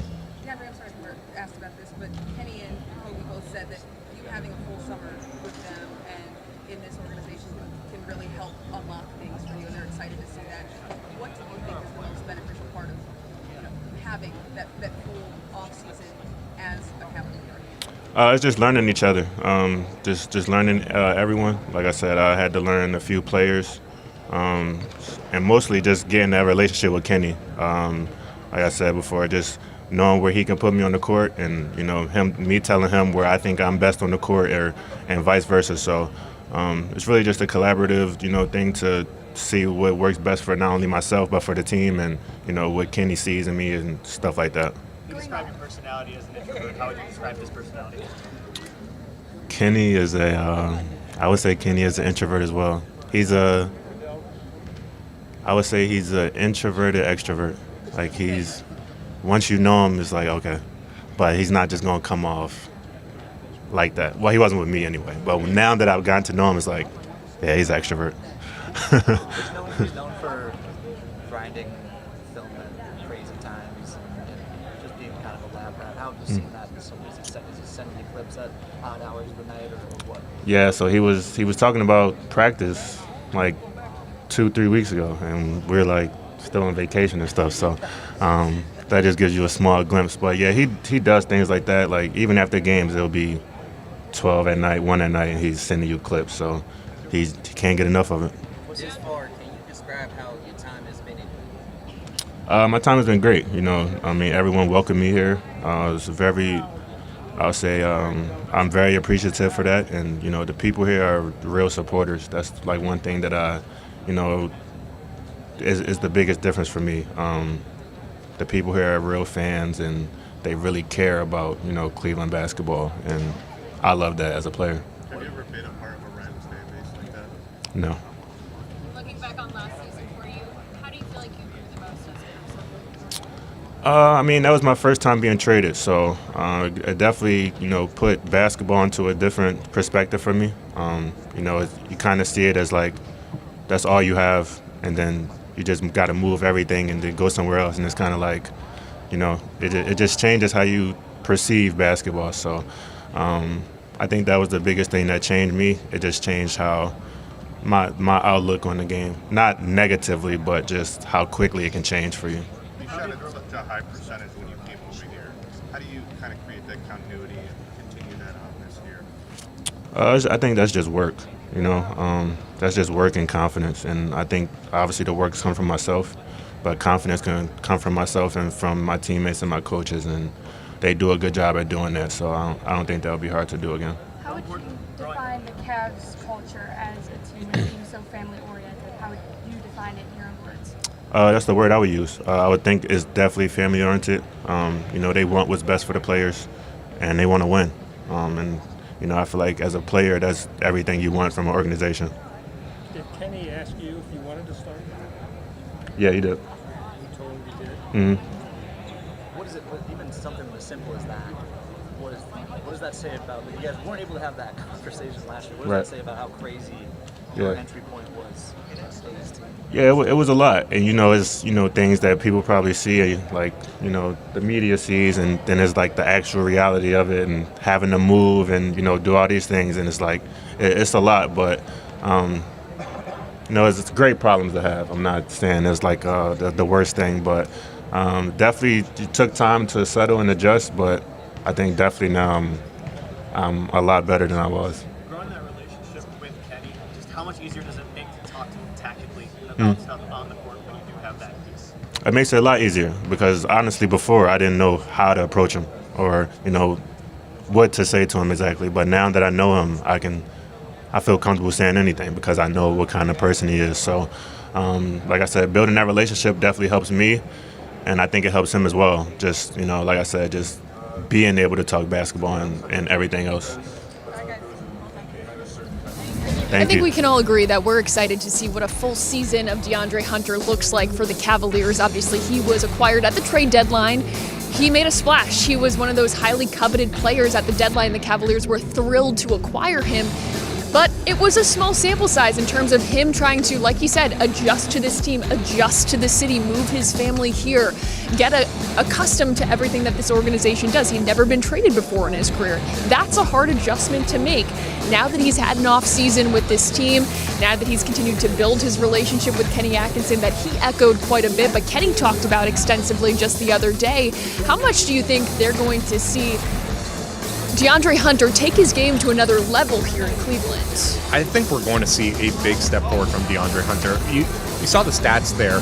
He came over middle of the season, didn't really have an opportunity to integrate. There wasn't a training camp or anything like that, and yet his efficiency got even better than Atlanta. His rebounding went up. He was a strong defender for the Cavs. And if you look at the per minute production, he's still giving you like 20 points per game from a per 36 standpoint. He was still scoring almost at that same rate as Atlanta. Now he gets a full offseason with this group. He gets to get familiar with what his role is going to be. I think people overlook him, right? He's someone that can score at that 20 point per game clip. Carter, is it fair to say people forgot about Dre? I don't like hanging out with you at all. That was awful. I don't know if people forgot, but I do think there is a natural, because not only did he join late, not only does he have all this crazy upheaval, he also joined in the middle of like a double-digit win streak. So it's like you have a real impetus just as a human being of like, I can't come in and mess up the vibe. Yeah. I can't mess up the energy trying to acclimate myself. So I think we got a very, I wouldn't say subdued. Like he took shots. He still was like, played a decent volume role, but like he didn't go out of his way to try to take over games as a scorer because everything was working so well, especially when he comes in. And then I would say you look towards the postseason especially with Darius hurt, you're like, oh, maybe DeAndre is going to pick up that volume. Breaks his thumb early in the series on that contest from Ben Mathurin. And then now he's having a hard time catching the ball and getting his shot off. And I still thought he battled pretty valiantly through that broken thumb in the playoffs. But I think what we're going to see from DeAndre this year, especially with Darius working his way back from injury, with Max going to be missing some time, I think we're going to see a guy that kind of looks a little bit more like he looked in Atlanta, which is like he's going to get some shots up, and I think the team kind of needs him to.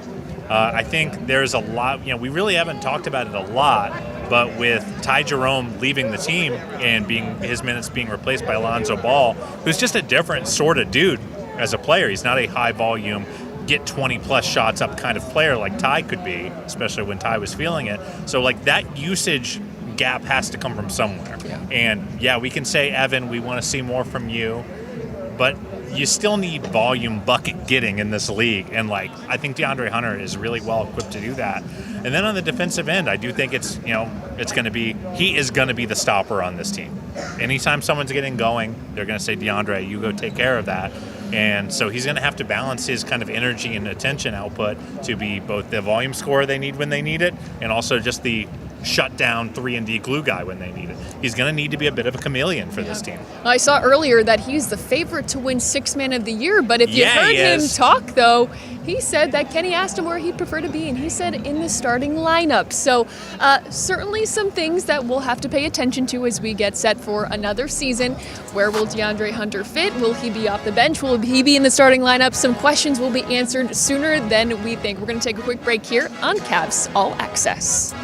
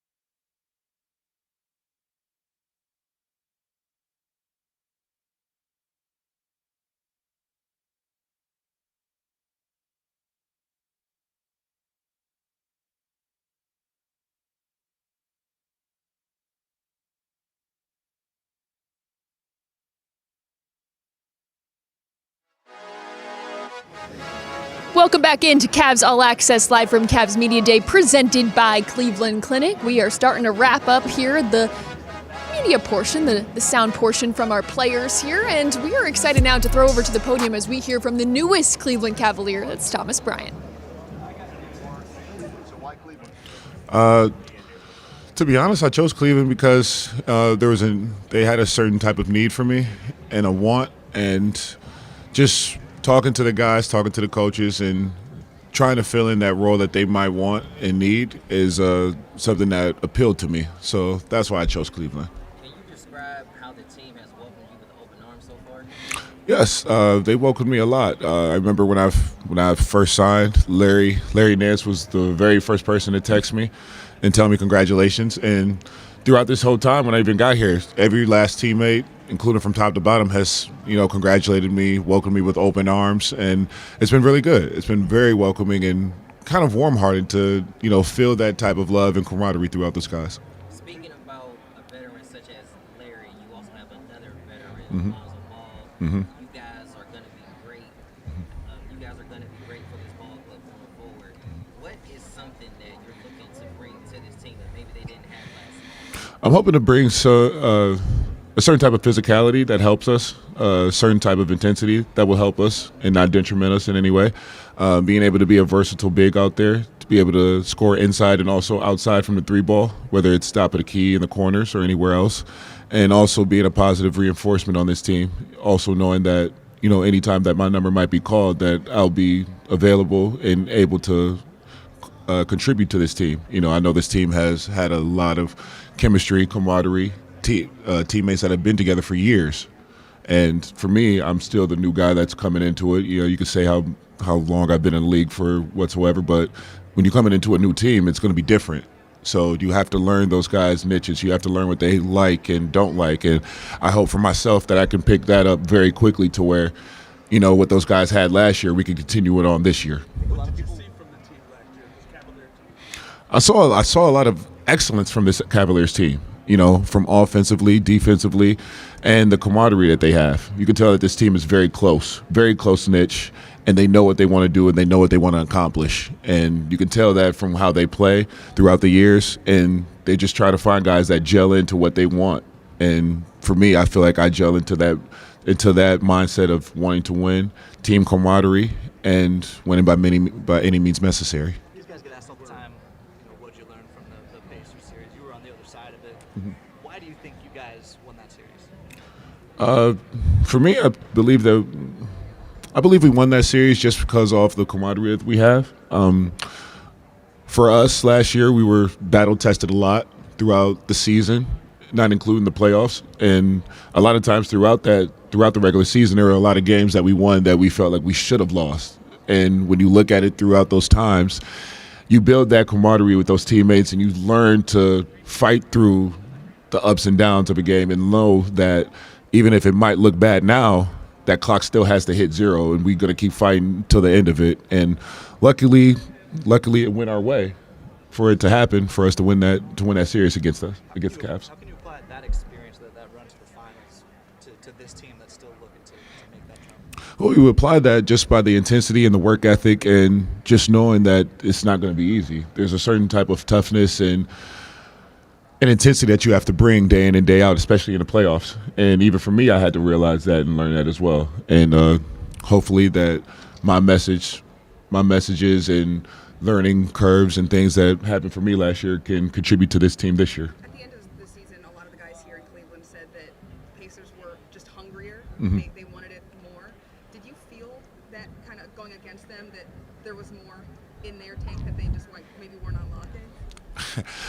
I felt like there's probably something that they couldn't get to or didn't unlock yet. I can't say that for now. I never want to say anything bad or detrimental to a team because I just don't know. I'm not in that locker room, so I don't know what that mindset was. But our mindset throughout this time was that we knew that our backs were against the wall. When I was on Indiana, we knew that our backs were against the wall, and nobody thought that we were going to win this series at all. And that was our mindset going into it, of just like, look, let's attack this, you know? It doesn't matter if people believe in us. It doesn't matter if people don't believe in us. All we need to believe, all the people we need to believe are the people in this locker room. And that's what we grounded ourselves off of, just being brutally honest with each other and knowing that we all have each other's best intentions. This team is one of the prohibitive favorites to come out of the East. And we all know that anytime you add on new pieces, it brings that new spice and it brings that new type of flavor. What is it that you are looking not only to add to the team, but to make sure that in June you guys are holding up the Bryant? To keep that mental aspect of the game, you know, a lot of it throughout the season, you know, could be physical, but a lot of it is mental. And the mental is the biggest thing. You know, the thing that I used to do with my guys out in Indiana is just like whenever we go out, just be like, look, we ready. We got this.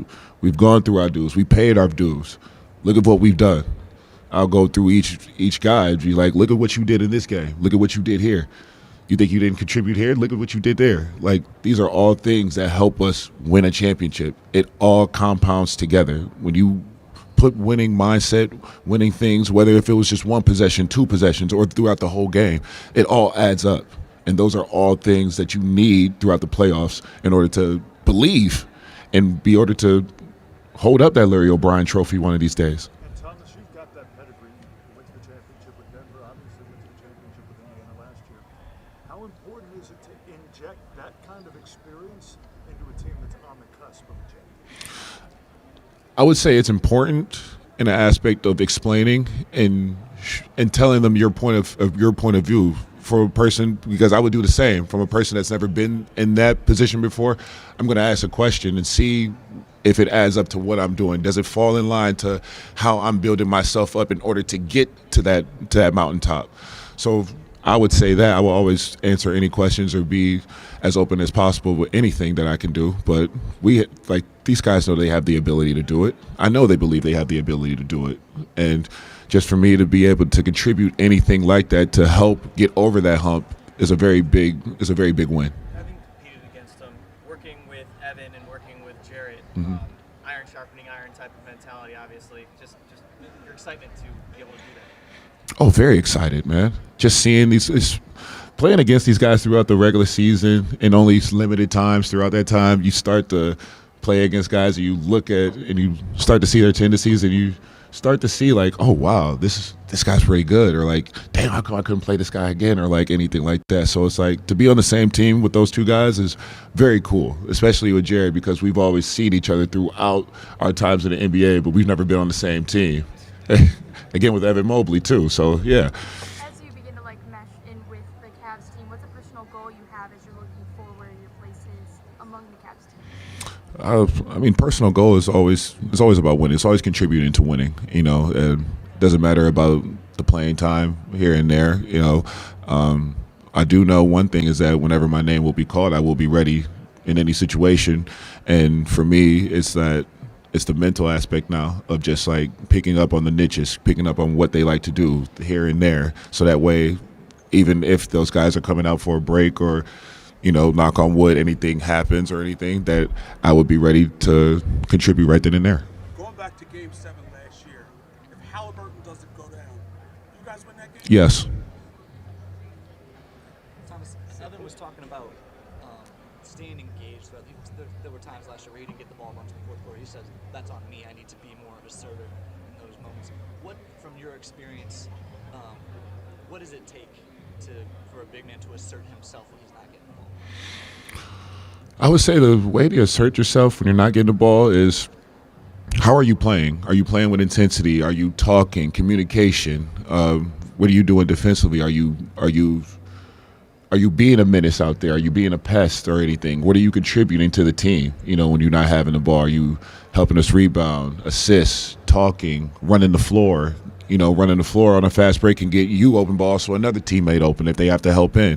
It's just all those little intangibles that go into everything. It doesn't just have to be scoring. Like, there's a lot of things that don't get filled on the stat sheet that people just don't realize that help us win. On the flip side, though, how can feeling involved, getting touches, help fuel you to do those other intangible things? Oh, it fuels you because, of course, everybody wants to, score as many points as they can or anything like that. But, getting a bucket here and there helps you because it calms the mind down. And, when you get that one bucket, now you don't have to worry about him screaming at you for getting another one. Now go over there and get this rebound for me back. You've obviously extended your three-point range the last couple of years. Kenny is someone that really emphasizes that.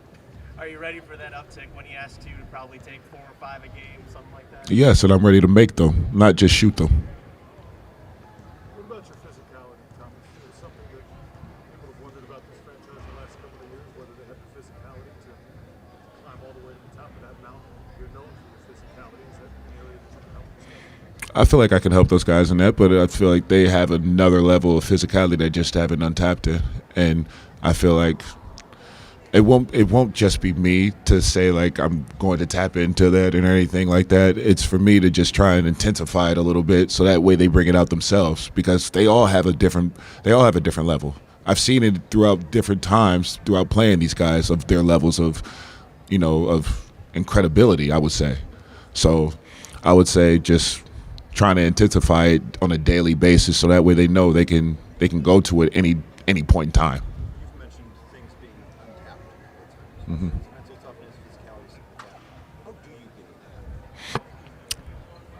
You just have to go through it.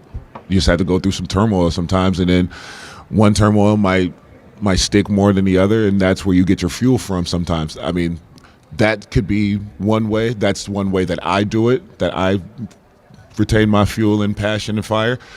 But we always have to try and figure out those type of ways. You know, everybody's not the same. So it's all about trying to figure out that and, you know, kind of pushing the bar a little bit. So you won a championship with Denver. What does it take to win a championship? It takes a lot of hard work, a lot of sacrifice. Sacrifice is the biggest thing because, you know, there might be times where it might be a game where you might get 20 shots, or it might be a game where you might get 2 or 5 shots. It's all about the game. What are we working towards? It's all about the longevity. So in order to win that championship, it's gonna be ups and downs. It's gonna be ups and downs in the series. It's gonna be ups and downs in your games. It's gonna be up and down in the mood. But the camaraderie has to be there. We all have to believe as a team that we can do this. And when you believe as a team and you get everybody from top down to believe in that, there's nothing that you can't accomplish. My question is, how does it feel to be in the maroon and white over the yellow? We didn't like to see you in the yellow, so we like to see you in the white. How's it feel? You know, it feels good, man. I think my skin tone looked better in this maroon and white than it do in that yellow. My man, I appreciate it. Well, I don't know about you guys, but I was thrilled when I found out that the Cavaliers were signing Thomas Bryant. Obviously, he brings an element of physicality, experience. I think we see his personality coming out there and his media availability as well. What are you guys most looking forward to when it comes to Thomas Bryant and what he can add to this team? It's just such a luxury, right? Like, we wanted to see the Cavs add a third big this offseason, right? Like, we know that Dean Wade is able to contribute, but just adding that depth. And when they signed Larry Nance, we were excited. When they signed Thomas Bryant, I was completely elated because this just gives them a big body that can go out there, can stretch the floor, that can impact the game on the defensive end. As he said, he knows what to do when he's not getting the ball too. Talking, making effort plays, playing with intensity. That's what he's able to bring to the floor. And you mentioned before, DeAndre might be starting. The trickle-down effect of having so much depth in the front court is all of a sudden you have to play bigger down the lineup. When you have Thomas Bryant, when you have Jared and Evan, when you have Dean, when you have Larry, all of a sudden that opens up more possibilities for Kenny to play a much larger lineup. Yeah, I think what's kind of neat about the way that this roster has shaped up is that the Cavs don't have to do anything with the lineups they're playing. Oh, and we have a guest. I'm going to shut up. We are welcoming in Lonzo Ball, who's coming in to sit down. We have Lonzo Ball joining us. Lonzo. How's it going, Good, man. How you doing? Doing good. Thank you for joining us. Yeah, welcome to Cleveland. Appreciate y'all. Wait, okay, well, we have to address something right now because you have a quote that's going viral already right now from Media really? Day. You didn't know that there was water in Cleveland. I did not know. And I've been here to play for 8 years now, so that's on me. I'm not gonna lie. Whenever I come here, it's white, though. It's like snowing every I was time. going to say, you're here early. Yeah. The weather's still great now. Yeah, That's exactly the kind of accountability, though, we're looking. Yeah, man. I'm honest, man. Respect that. We appreciate you taking the time. Welcome to Cleveland. What's the experience been like for you so far? It's been a super smooth transition from the players to the staff to the city. I mean, everybody's welcomed me with open arms. Even y'all are, very welcoming. So, no complaints at all. Want to just talk about what you're going to bring to this team, and I want to start on the defensive end of the floor. This Cavs team has had a very good statistical defense over the years, but something that they haven't done a great job of is forcing turnovers, and that's kind of always been something that you've hung your hat on that end. What can you add to that end in terms of just injecting a little chaos onto the defensive end Hopefully of the it's some, as Kenny says, controlled chaos. So I got a lot of free reign. Go for a lot of steals and blocks and stuff like that. So I don't see that changing, at all this year. So just go out there, play hard, and try to anticipate and get some good plays going.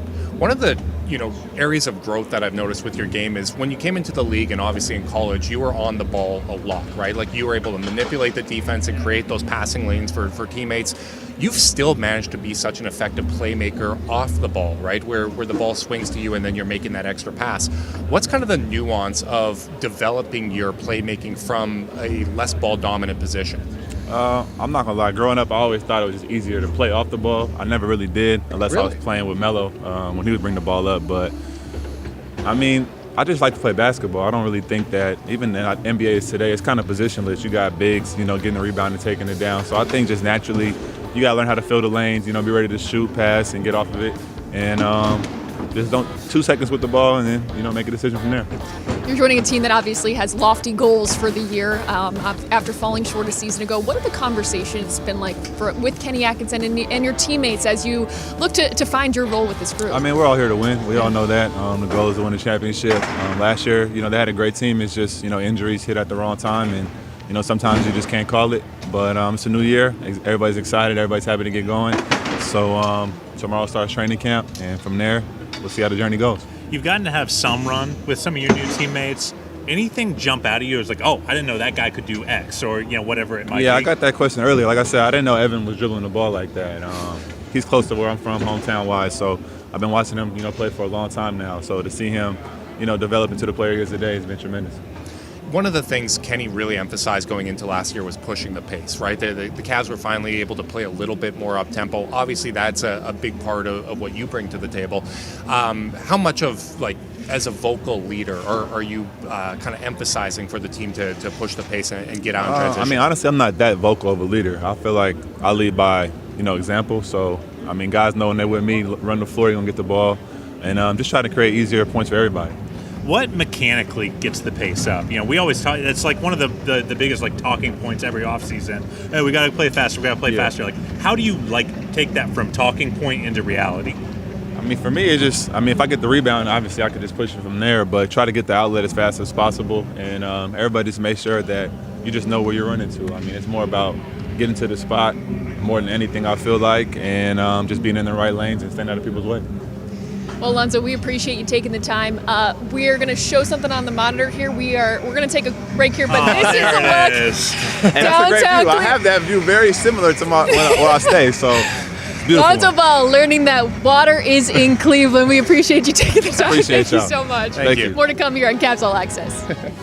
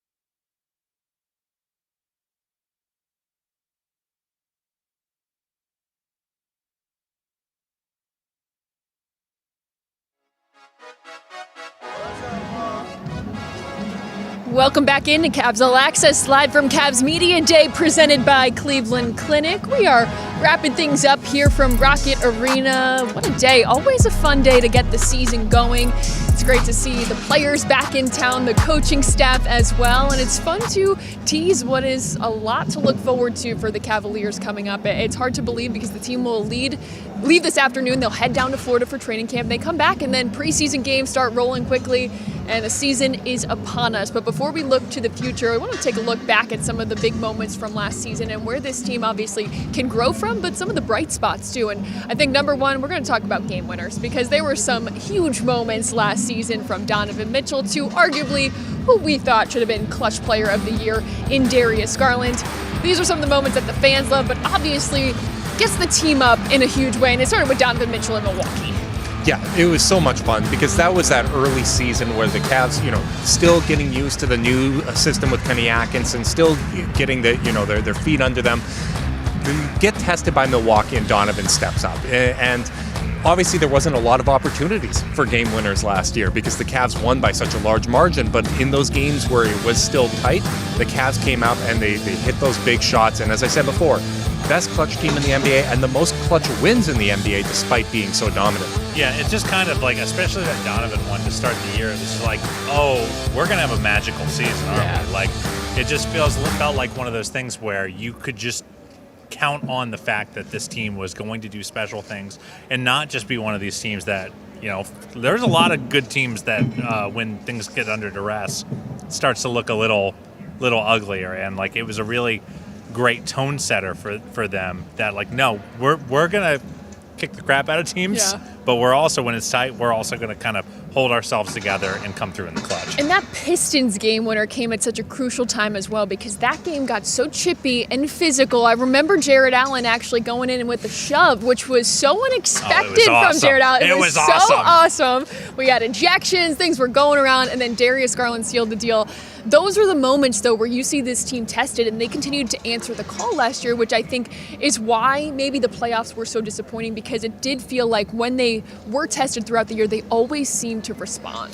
Yeah, and I think you saw in the first round even, Miami really gave everything they had in game 2, right? Like, they made a push, they tried to make it competitive late, and the team was able to lock in and close them out and broke their spirit, frankly. Games 3 and 4, you could tell that was not the same Miami Heat team. And it was just so unfortunate to have injuries kind of take that away from them, right? To no longer be put in a position where you could really test yourselves and see what you're able to do at 100%. I'm excited to see if this team can be healthy in the playoffs, and if we can get that to translate to the postseason. What I will say is, like, I do think that is one of the next big adventures for this team is, like, they can do all the management and the prep that they want, and they should, to try to keep injuries as limited as possible, to manage to load manage as best they can. But the reality of the situation is, we know that players are going to go into the playoffs not 100%, and we know that's true across the board. I think about what a fearsome effort Indy put up in that Game 7 after Halliburton went down, because they were so locked into their identity, so locked into who they were, that even though they lost their best player, it was still chippy and ugly, and I believe they went into the half with the lead or darn near close to it, despite as big of a gut punch as you can get in that moment. And like, that is what I want to see from this Cavs team. Like, I think at their not best, you could accuse them of being a little bit of a Swiss watch. If all the pieces are perfect, then it's really the offense can really hum. But when things get chunked up, how are they going to respond? That is really going to be the story of the season for me, is how they respond to adversity, how they respond to their first, second, and third options being taken away, and still making that fourth option a great one. Yeah, I think a good point in terms of the offense making adjustments was a three-point line. And I think we saw that in that playoff series against the Pacers. The Pacers pretty much eliminated the Cavs' ability to shoot the three, where they had been the best team in the NBA all season long. They were lethal from beyond the arc. And we heard Sam Merrill saying that he's looking to add layers to his game because he doesn't want to be considered one-dimensional when it comes to the offensive side. But for this team, the three-point line was essential to their success. How do you strike a balance this year without being too reliant on the three-point line, knowing that that's an area that come playoff time that teams are going to look to take away? I think the most important thing is making sure those three-point shots are being created from multiple positions. I think if you look at the last couple champions, and even the Indiana Pacers, the Pacers don't necessarily have the best three-point shooters in the world, but what they have is guys that can contribute in multiple ways. They're able to drive and kick, they're able to create for one another, and you hear Sam talk about, okay, I want to be a little bit more of a playmaker. Lonzo Ball is able to bring that to the table. Evan Mobley is someone that can create for himself and others. I think as long as those three-pointers are being generated from a variety of different positions, it makes the defense get into scramble mode and it gets you cleaner looks. In that Pacers series, with Darius being physically limited, with Ty Jerome struggling with that full-court press, the Cavs really were reliant on Donovan Mitchell, and the Pacers did not send two to him. They said, we're okay with you driving to the basket. We're okay with you scoring 30, 40 points per game because we're going to take those passing lanes away from you. You're not able to do that if there is multiple guys that can drive and create. When you are able to create 1 through 4 and you got a 5-man setting screens and opening things up for you, I think it just makes you a more deadly and potent offense that you can't take away in the postseason. I also think you look at the decisions the Cavs made. They bring in Lonzo, they bring in a Larry. These are dudes who get off the ball. You know, the worst thing you can do in the playoffs is turn an advantage into stasis and go back to a set defense, because you know it's like in baseball, you're going to get one pitch to hit in at bat. Like, that's kind of the same thing for playoff basketball. You have to capitalize on every opening the defense gives you. That's part of what made the Pacers so great in that series, is you gave them an inch and they took a mile. And I think the fact that they've got guys like Larry and Lonzo who get off the ball, who keep things moving, who, you know, it's a dribble, pass, shoot right away. There's no holding the ball. I think that's going to pay dividends for them, where they're not just relying on a single source of offense to generate these clean looks, because it's going to be a more holistic effort from the entire team. And let's be frank, when the ball was moving, like we're seeing in some of the highlights here, this team was at its best. Absolutely. And that was the strength of this team throughout the season, was that there was so much unselfishness, almost to a fault, where you were like, I wish Donovan would go take it a little bit more. I wish Darius would take it a little bit more. That was a strength of this team that seemed to disappear because of what Indiana was able to impose on them in that second round. Obviously, you don't want to lose the unselfishness because you had so much success with it, but striking a balance, right? Like, there's got to be times where, how do they find that when it's got to be a Donovan night? And I think we saw it in areas, but that's such a challenge to navigate when you have so many weapons on this roster. It's a maturity thing to me, right? And I don't mean that in a negative way, right? Like, it's learning from those experiences and learning to have composure in those moments, right? Because they did make a lot of changes with their approach last season, right? Like, it's very easy to make those changes and keep those changes and have them stick when you're winning games by 20 points. When you're not tested in the same way that you were against the Pacers in the regular season, and particularly with the playoffs, that you revert to the old habits, right? And I think now that there's a little bit more experience behind them, there's a better chance that those changes are going to stick. Well, guys, it was great working with you here today. That's going to do it for Cavs All-Access Lives from Cavs Media Day, presented by Cleveland Clinic. For Carter and Justin, I'm Cayleigh. We'll see you coming up very soon.